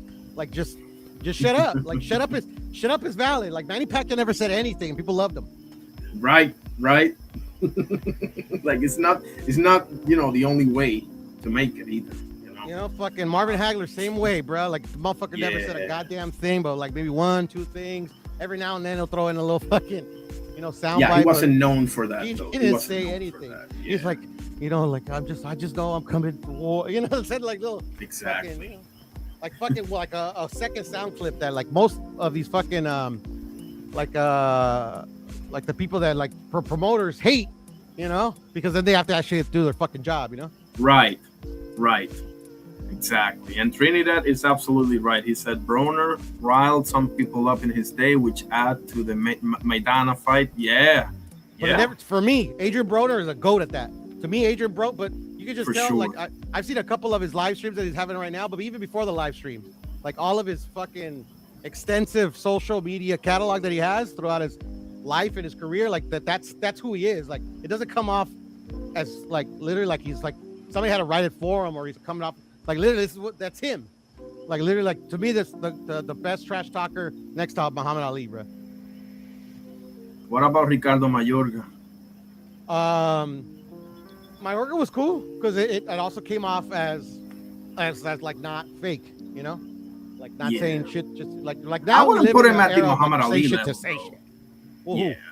Mayorga, I don't think, because he no. I would put him on that level. Now I'm talking about Adrian Broner, but Mayorga's one of those dudes that like, yeah, he talked a lot of shit, but like literally it came off natural to me. For sure. I remember like, Oscar De La Hoya was fucking pissed at the home. Bro, like, it didn't even look fucking. It didn't even look fake, you know. It just like actually looked like it was actually pissed. Yeah, no, he knew how to get under people's skin, bro. Oh my goodness. I think I've seen Oscar pissed twice, like for Vargas and Mayorga. But Vargas was for a different reason, though. Vargas was, he told this on, I think, Mike Tyson podcast. He said Vargas was because of, and I'm missing up on El Feroz Vargas because he sent my boy Sanders some real words of encouragement and everything. So your ace is in my book, Fernando. But anyway, the Oscar is because he went and met with him. Don't quote me on this. I'm paraphrasing, but it's something like this. After their fight, he went like to make peace or whatever. And Fernando went like, "You didn't beat me. I want the rematch." And Oscar was like, "Okay." I saw all that shit. Yeah, I saw that. Mayorga was different. Bro. You know, it's just like he like they had actual like genuine bad blood. You know? Oh yeah, but Mayorga was because he talked shit about his. You remember what he told him? He was just a shit talker. Mayorga was a shit talker. He was good at it too. He was good at it. He was good though. He was good at talking that shit, those bruh. James Toney's another goat. Shit talker, bro. That motherfucker can talk some shit. For sure, man. He still talks shit to this day, bro. He's always been the same dude, bro. Unbelievable. He was probably like that when he was 5 years old. Yeah, no, that's what I'm saying. You know, it's like literally like this, it's not an act. This is actually who they are. This is their personality. You know, they're just fucking, you know, doing it for the cameras. I'm gonna go a few more rounds here, and then I'm gonna call it because I gotta wake up early tomorrow. Unfortunately, Starting to get tired of my damn self. Yeah. Yeah, man. But rest in peace, Jose Legra. Damn straight, bro. The Pocket Cassius Clay, bro, was his nickname. Can you believe that? It was Cuban, right? Yeah, Cuban born. ¿Cómo se dice radicado? ¿Radicado en Cuba o a dónde? No, en España. En España, okay. But how do you say radicado in English? Shit, fuck. How would I say that? Born in Cuba.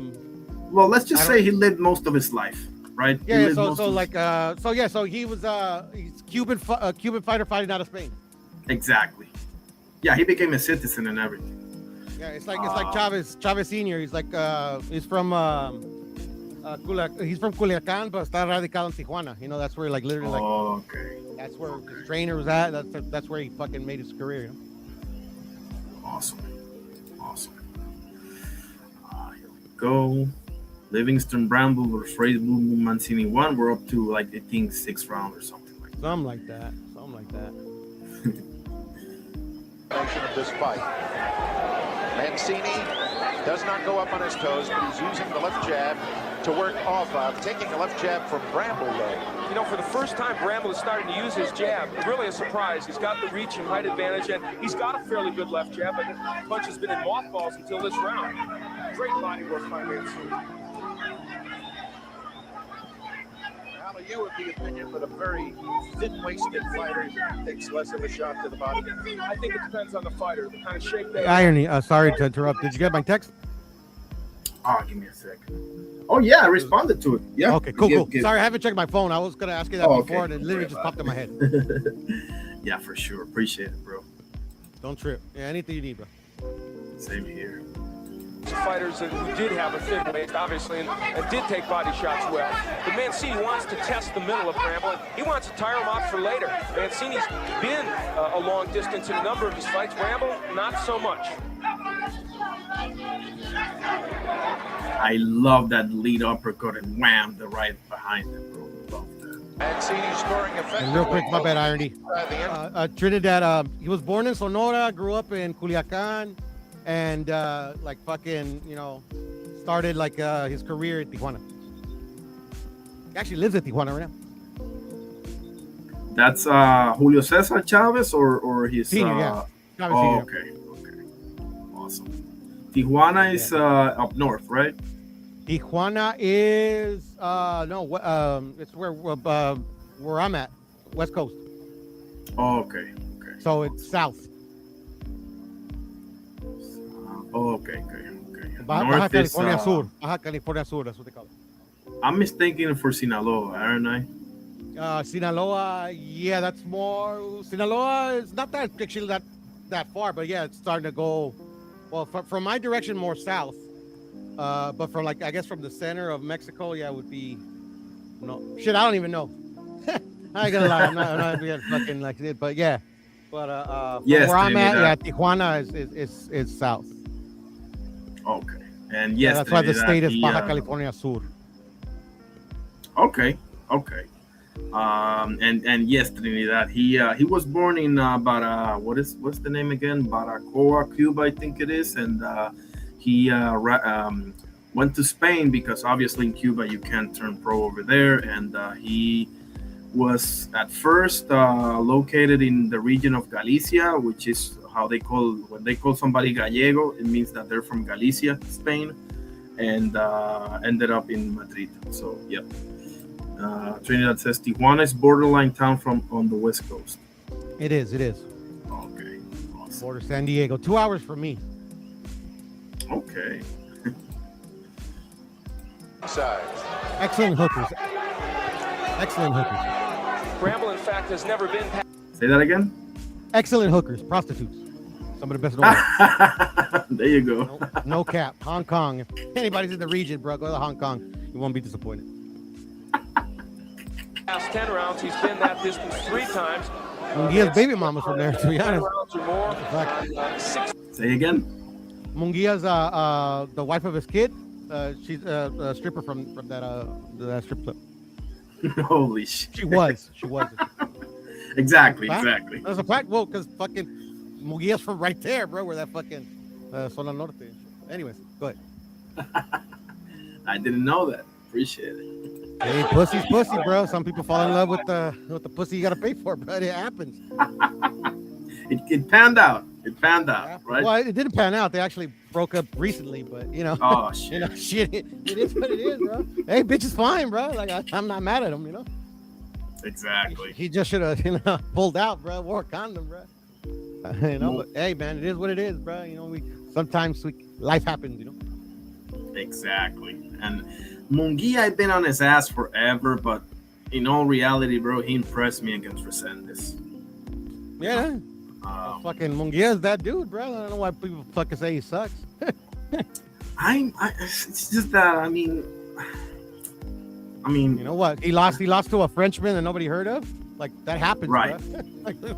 He ain't the first one, he ain't the last one, bro. Like, you know, Gamboa, like fucking for all the fucking, you know, like not flowers, well, whatever, you know, all the praise he gets from back in the day. He lost to some fucking Mexican nobody, you know, like literally a guy with like fucking 30 losses and shit. You know, that shit happened. Yuriorkin Gamboa, yeah, he was. Yeah, lost to this fucking guy. I forgot his name. But good for him though. Like he was fucking, you know, like obviously like a 1,000-to-1 underdog ends up knocking out Gamboa.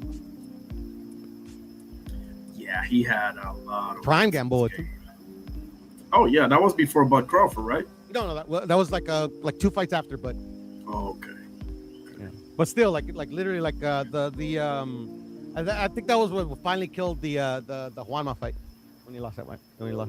Yeah, Juanma never really wanted that fight, bro. No, you don't think he wanted it? I know they were building it up. They were trying to make it, you know, and like everybody wanted to see it. I wanted to see it, but then like Gamboa losing, and then kind of like I don't know if he got injured or whatever the fact may be, just kind of like went on a little decline, and then also like Salido, you know, going to Puerto Rico and and fucking yes, and saying hi Puerto Ricans, bye Puerto Ricans. Yeah, yeah, that was I mean, I always loved Orlando City Salido. I know he's got some issues and whatever, but he does. What issues he got? I think he has some legal issues or something. Last time I heard. Oh yeah, I think he drove drunk and he killed someone. But yeah, it happens, bro. I mean, like. Yeah, I think he has. In the ring, he was that dude, bro. Without a shadow of it. Not only that, I think he actually. I love the Lomachenko fight as well. Mm-hmm. I love it too. I fucking won so much money, bro. It's not even funny, bro. Like literally, like nobody thought fucking Salido was gonna win, bro. I thought it was a fucking lock. And he gave me an all-time great fight against Third Zach Kokiachim. I know you know. Yeah. Oh my god, bro, what a fight that was! He fought a fucking lot. He was a really good fighter, man. He just got started fucking late, bro. Yeah, no. Exactly. He didn't get started late. He actually fucking started like most of these guys, like rolled young. But like, yeah, I think I told you the story about him. You know, like fucking, he got abandoned at 12 by his parents, like literally abandoned. Like he woke up and his parents were gone at 12. You know, and then like they used him as a stepping stool. Like literally, like he was a guy that you called to get your fighter a win. You know, and then until like fucking his skill caught up to like his potential, and then the rest is history. because he's I love another Salido, one bro. I that. love fucking fighters like that, bro. Like, I love Me too, man. There's a blue collar fighter, bro.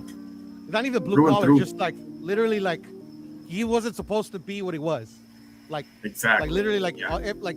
just like all of his like fucking like 10, 15 losses that he had. Like literally like he was literally like a not even a journeyman, like he was a tomato can. He literally was a tomato can for like the first 3/4 of his career. But he never stopped improving. He never, like literally, like he had to eat, like Exactly. people took advantage of him, like literally putting him in fights he wasn't ready for, like literally, like which fighters that happens to fighters all the time. But he's like one of the lucky ones, like it ended up working out. So I love that fighter. To me, they're like the lifeblood of boxing. They're the ones that like literally show that like this Well is not said. about the most overhyped, the most skilled. It's like it's literally it's not one thing in boxing that makes you successful. It's not one thing. Been so many cases of like fighters that like literally like talent for days, gym like literally gym champions, but never won a championship ever. An actual ring. Plenty. I love it. To me, there's like literally with those fighters exist. The sport little Legra on it might be shit like it is right now, but it'll never truly completely die, bro. Because those are like the ones that like literally like inspire other boxers to fucking like shit. Okay, I might fuck, For sure. I might be fat like Andy Ruiz, but damn man, I can take a punch. I got fast hands. Let's see what we can do. Exactly. Let me get my ass to the gym and see what happens. It's like basketball. That's why Steph Curry was not to change topic, but real quick on basketball. But I know where you're going. That's a perfect example. But I'm sorry. Go ahead. Exactly. Like, listen. You don't teach 6'8" and 275 pounds of sheer muscle, aka LeBron James, but you can teach Steph Curry, bro. Steph Curry looks like every other dude. Just shoot the ball and like Steph is so much better for the NBA from a inspirar generaciones jóvenes standpoint, especially like certain like maybe kids or even pros, semi-pros, college kids, whatever. Anybody that's like wants to take that shit professionally, but think they're like I'm too small, I don't got this. I need to have this. Like literally, yeah, it's like the embodiment of like nah. You got the like you're born with the skill to play the game, no matter how big you are, tall you are, muscular you are. That's a perfect example. Trinidad says Glenn Johnson, the Road Warrior, love that guy. Steps in the conversation of stepped on fighters. Oh man, for sure. Glenn Johnson definitely. He says Ryan Garcia was a gym champion before winning his welterweight belt. Gotta give him credit for stepping up though. Yeah, I mean, well, I don't know. I've seen a lot of gym footage of him getting his ass kicked, so I wouldn't call him a gym champion. But I hear what you're saying, though, Trinidad. Yeah, I mean, the thing with Ryan Garcia is that he got a title shot right after getting his ass whooped by Rolly, man. And listen, not for nothing, so did Fundora, after he got slept by Ryan Mendoza. Exactly, yeah. I mean, exactly. Rolly and Ryan didn't belong in that fucking fight to begin with, bro. Like, both of these guys, Right. like, they weren't fucking, like, firing it up. But no, Trinidad, I hear where you're coming from, though. Like, literally, that Ryan Garcia is, like, we don't know where he's going to end up, 'cause especially with these guys. I don't know, like, what goes through these guys' head. But, yeah, no, Ryan Garcia is, can end up being, like, literally what I'm describing about having all the skills in the world, all the success in the world before you actually get to that level where you, like, separate the men from the boys. Like Ryan Garcia is, like, it wasn't like a 15-time national champion with like a fucking Lomachenko type amateur record for nothing, right? But he just hasn't shown it in the professional ranks for whatever reason, and like he won't be the first, he won't be the last. So yeah, that's an excellent example as well. Yeah, much of it's probably his own doing, because even Joe Goosen back in the day said that you don't really train him, you train with him, or something like that. That was goofy by Joe Goosen. That should have been a red flag. If I was Ryan, I'd be like, what the fuck? Like, are you okay, bro? Like, you're becoming senile, bro. Like, because Joe Goosen never had that reputation of, like, literally, like, being a lambe huevos, bro. Like, yeah. Like stroke the fighter's ego. There are trainers like that do that, and they've had success. Yeah. Whatever, or some have failed. But yeah. So I remember hearing that. I'm like, huh? Okay. But anyway, but yeah. I mean, like, we'll see. I mean, like, Ryan's got all the tools. That's why, like, right now, like literally, like, he was my favorite. Him and Tank were my favorite. Well, Tank still, like, the school is out, you know, but Tank shoots himself with his foot with his off the field shit, you know, or off Yeah, the, you know, whatever. But Ryan Garcia was him and Tank were my favorite fighters, you know, of this generation. You know, Ryan, like, whatever, you know, like, we'll see, you know, but we'll see. But yeah, he could definitely, you know, he's more over there than he is over here, but you know, he can't lose to Conor Benn, bro. Let's keep it real. I mean, he can, but the thing is like the way, like, either by design or by whatever the reason he is where he is where, like, I understand why you would say that, because any of these fighters, don't matter who it is, can lose to anybody, you know, and still bounce back. But at the end of the day, with all the shit talking and all the, like, way you're trying to build yourself, whatever, I totally, it's understandable why you would think that.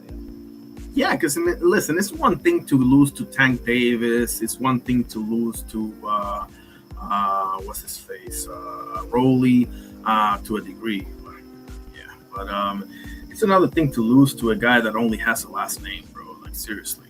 I mean, he can crack. Okay, he can crack a little bit here and there, whatever. But I mean, I don't know. We'll see, because Ryan ain't the most consistent either. But Trinidad says Canelo called out Ryan. But yeah, didn't he get kicked out of the Reynoso camp for some shit back in the day? Ryan Garcia, if I'm not, was it Ryan or Teofimo? I don't know. It was one or the other. But I remember they got kicked out of the Canelo camp for fooling around or whatever the case may be. But no, that's not a fair fight, bro.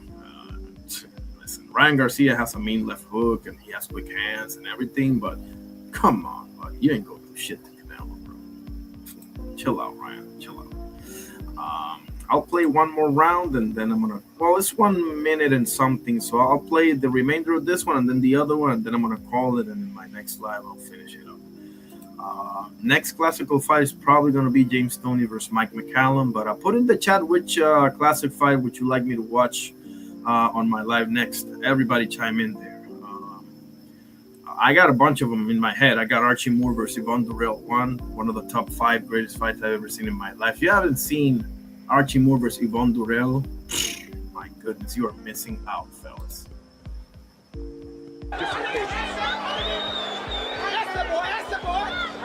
A minute remaining in this round.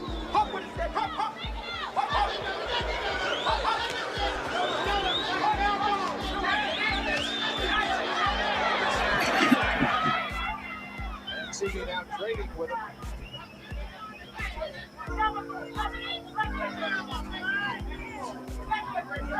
It's been a different kind of fight than you would expect from Mancini. You would expect him to come in as he is right now underneath, but they keep yelling at him from the corners. Circle him and good right hand by Mancini. Well, it's been a fight on the inside, but Mancini found out that from just a slightly longer distance away, he could land the jab in these combinations, so he's done it. He didn't have to be fighting right off the chest of Bramble, though he is right now. They're doing it effectively. He's got Bramble cornered, and he's using the body blows to set him up.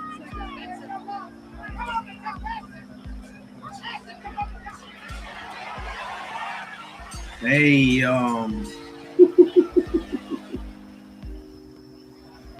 We're getting ready for round number 7. Al, how do you have it scored? Okay, round 7. So we're gonna watch this until round 7, which is pretty much half of the fight, and then we'll come back probably tomorrow and finish it up.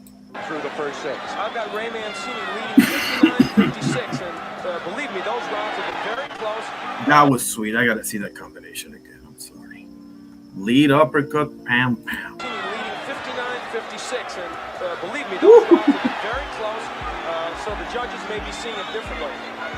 You know, Bill, back in round 3, Bramble turned to the southpaw stance, was very effective over about a 1.5-minute period. He has never gone back. Wow, really nice.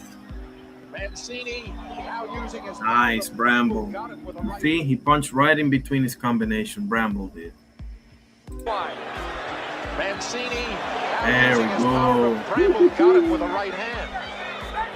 That was as solid a right as Bramble can throw, and Ray did not back off. There's almost a tendency to say about Mancini that he's a little Rocky Marciano, except I never saw Marciano stand there and use the left jab as a weapon the way Mancini is. Well, there's an indication of some of the skills Mancini has honed and improved on. But unfortunately, in this fight, he's showing that he still needs to work on defense. But then again, he's got a very quick and good puncher in front of him in Livingstone Bramble. The right hand by Bramble, the corner yelling at Ray, because when he throws the right, he throws the left, he leads to it with his head. And he took the right hand there. You know, good right by Mancini. One of the wild cards here is all the body work Mancini has done. That could have a big impact on Bramble. Lardy. Has not done much body work at all. Yes, sir. It was a pleasure as always, but I got to split, man. Thank you for having me on, and bro, hit me up. I'll talk to you later. Absolutely, brother. God bless you. Right. Appreciate Peace you. of chat. Trinidad, everybody. Peace. Absolutely. And my brother Puro Sur, always an honor speaking with him. Great boxing talk. High level boxing talk, man. That's my people right there. Dios te bendiga, papá. Trinidad says, Gomez versus Lupe Pintor was brutal. Good footage. It's hard to find, though. That fight should be remastered. I'll look that up. Wilfredo Bazooka Gomez versus Lupe Pintor. I love it because I know about the Carlos Zárate fight and who's the other one? Is it Ruben Castillo, maybe? Is it Ruben Castillo or I'm not gonna remember now, but definitely remember the Carlos Zárate fight and Asuma Nelson, obviously Salvador Sanchez, but. You know, I used to train in the Wilfredo Gomez gym up in Guaynabo, Trinidad. He went into one of the events, one of the intramurals we did there. He says, Mancini leading with uppercuts is as confident as you can get. Facts, bro. And he's scoring with them, too. Especially when he does it with the left. When he does it with the right, he opens himself up, and he's been caught a few times. He's been caught, not caught C-U-T, but caught C-A-U-G-H-T by Bramble, you know. Absolutely. Trinidad, needless to say, you're welcome here anytime, bro. If you ever want to click the link, you're welcome. You don't have to show me your face or anything like that, okay? I already know you're the goods. Let me go ahead and finish up but I'm going to check that out, bro. Lupe Pintor versus Wilfredo Gomez. I appreciate that. I don't think I've seen it, or maybe I did, but I definitely seen the Carlos Zárate fight for sure. All against Mancini. Now, he's been the headhunter in this fight. We mentioned at the beginning of the fight that there is no love lost between the two. That's Mancini hates it. And there is Bramble turning to the southpaw stance, and immediately he lands a right hook. And that one may have stunned Ray. Bramble takes a heck of a posture. Sure does. Bramble again with the right hook. That's a punch that from the southpaw stance has worked fairly well for him. They want Mancini to move to his left to get outside that right foot of Bramble. Wow. He has Mancini in trouble. He has him in trouble. Livingston Bramble just shoe shined there, bro. Mancini trying to fight back, though, but that was nice by Livingston Bramble. There's the right hook again, and Bramble does not follow up on it. Why? They are waving to Bramble from his corner to move in, and he simply isn't doing it. The same advice that you had for Bumpus. Oh, what an uppercut, bro. The same advice that you had for Bumpus, your opponent Hatcher, you have for Mancini. He is moving right into that right hook. It's been a good round for Livingston Bramble. We're coming to the end of the 7th round. That Sports Night of Champions will continue after this message from your local station. Wow. What a fight, son. God bless you, bro. Papo, you too. Appreciate it, man.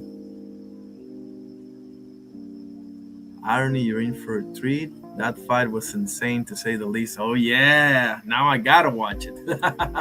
Que Dios te bendiga, papá, eh? Appreciate you. More than welcome, bro. Nice to meet you and welcome. Yeah. All right, fellas. So I'm going to go ahead and call it. Let me go ahead and end it as I always end it, and that is with the Lord's Prayer. 1 second. Okay. In the name of the Father, Son, Holy Spirit. Our Father, who art in heaven, hallowed be thy name. Thy kingdom come, thy will be done on earth as it is in heaven. Give us this day our daily bread, and forgive us our trespasses, as we forgive those who trespass against us. And lead us not into temptation, but deliver us from evil. For thine is the kingdom, and the power, and the glory, forever and ever. Amen. In the name of the Father, Son, Holy Spirit. Thank you, God, for everything. Appreciate every single one of you. My brother Puro Sur, who graced me with his presence in the panel today. We talked about everything under the sun. Always a great conversation with my brother. God bless you, bro. Trinidad PR, great to meet you, bro. Needless to say, you are welcome here anytime. Okay, and in the panel as well. Bruce Gas, Boxing Jazz, and more. I gotta get to your trivias, bro. He does. Check out this guy. He does trivias on Tuesday nights, I believe it is, about boxing and sometimes about wrestling. He calls fights too. He does interviews. He's done interviews with Witherspoon, and I saw his interview with Merciless Ray Mercer, and what's the guy that fought Mike Tyson? McNeely. McNeely as well. Awesome stuff by Bruce Gas, Boxing Jazz, and more. Champ Ross as well. Love that guy. Make sure you check him out. Subscribe to his channel. Slide Counter, my brother. Man, I'm so blessed today. I had great people on the chat and on the panel as well. So God bless every single one of you. And McQueen as well, my brother Ann McQueen. Make sure you check him out. This guy, I call him the sweet science scientist. The knowledge is unbelievable. One of my favorite people to speak to as well. And I should go live tomorrow. We'll see how the whole thing plays out. Until then, we shall see you soon. Make sure you check out my posts as well. In my channel, I always post things that happen, a birthday, a great fight, or if we lost somebody on this day. I also post about wrestling and baseball sometimes, and soccer and basketball. Appreciate everyone that joined, and we shall see you soon, fellas. Make sure you'll have a great rest of your week, okay? Stay safe, and peace out.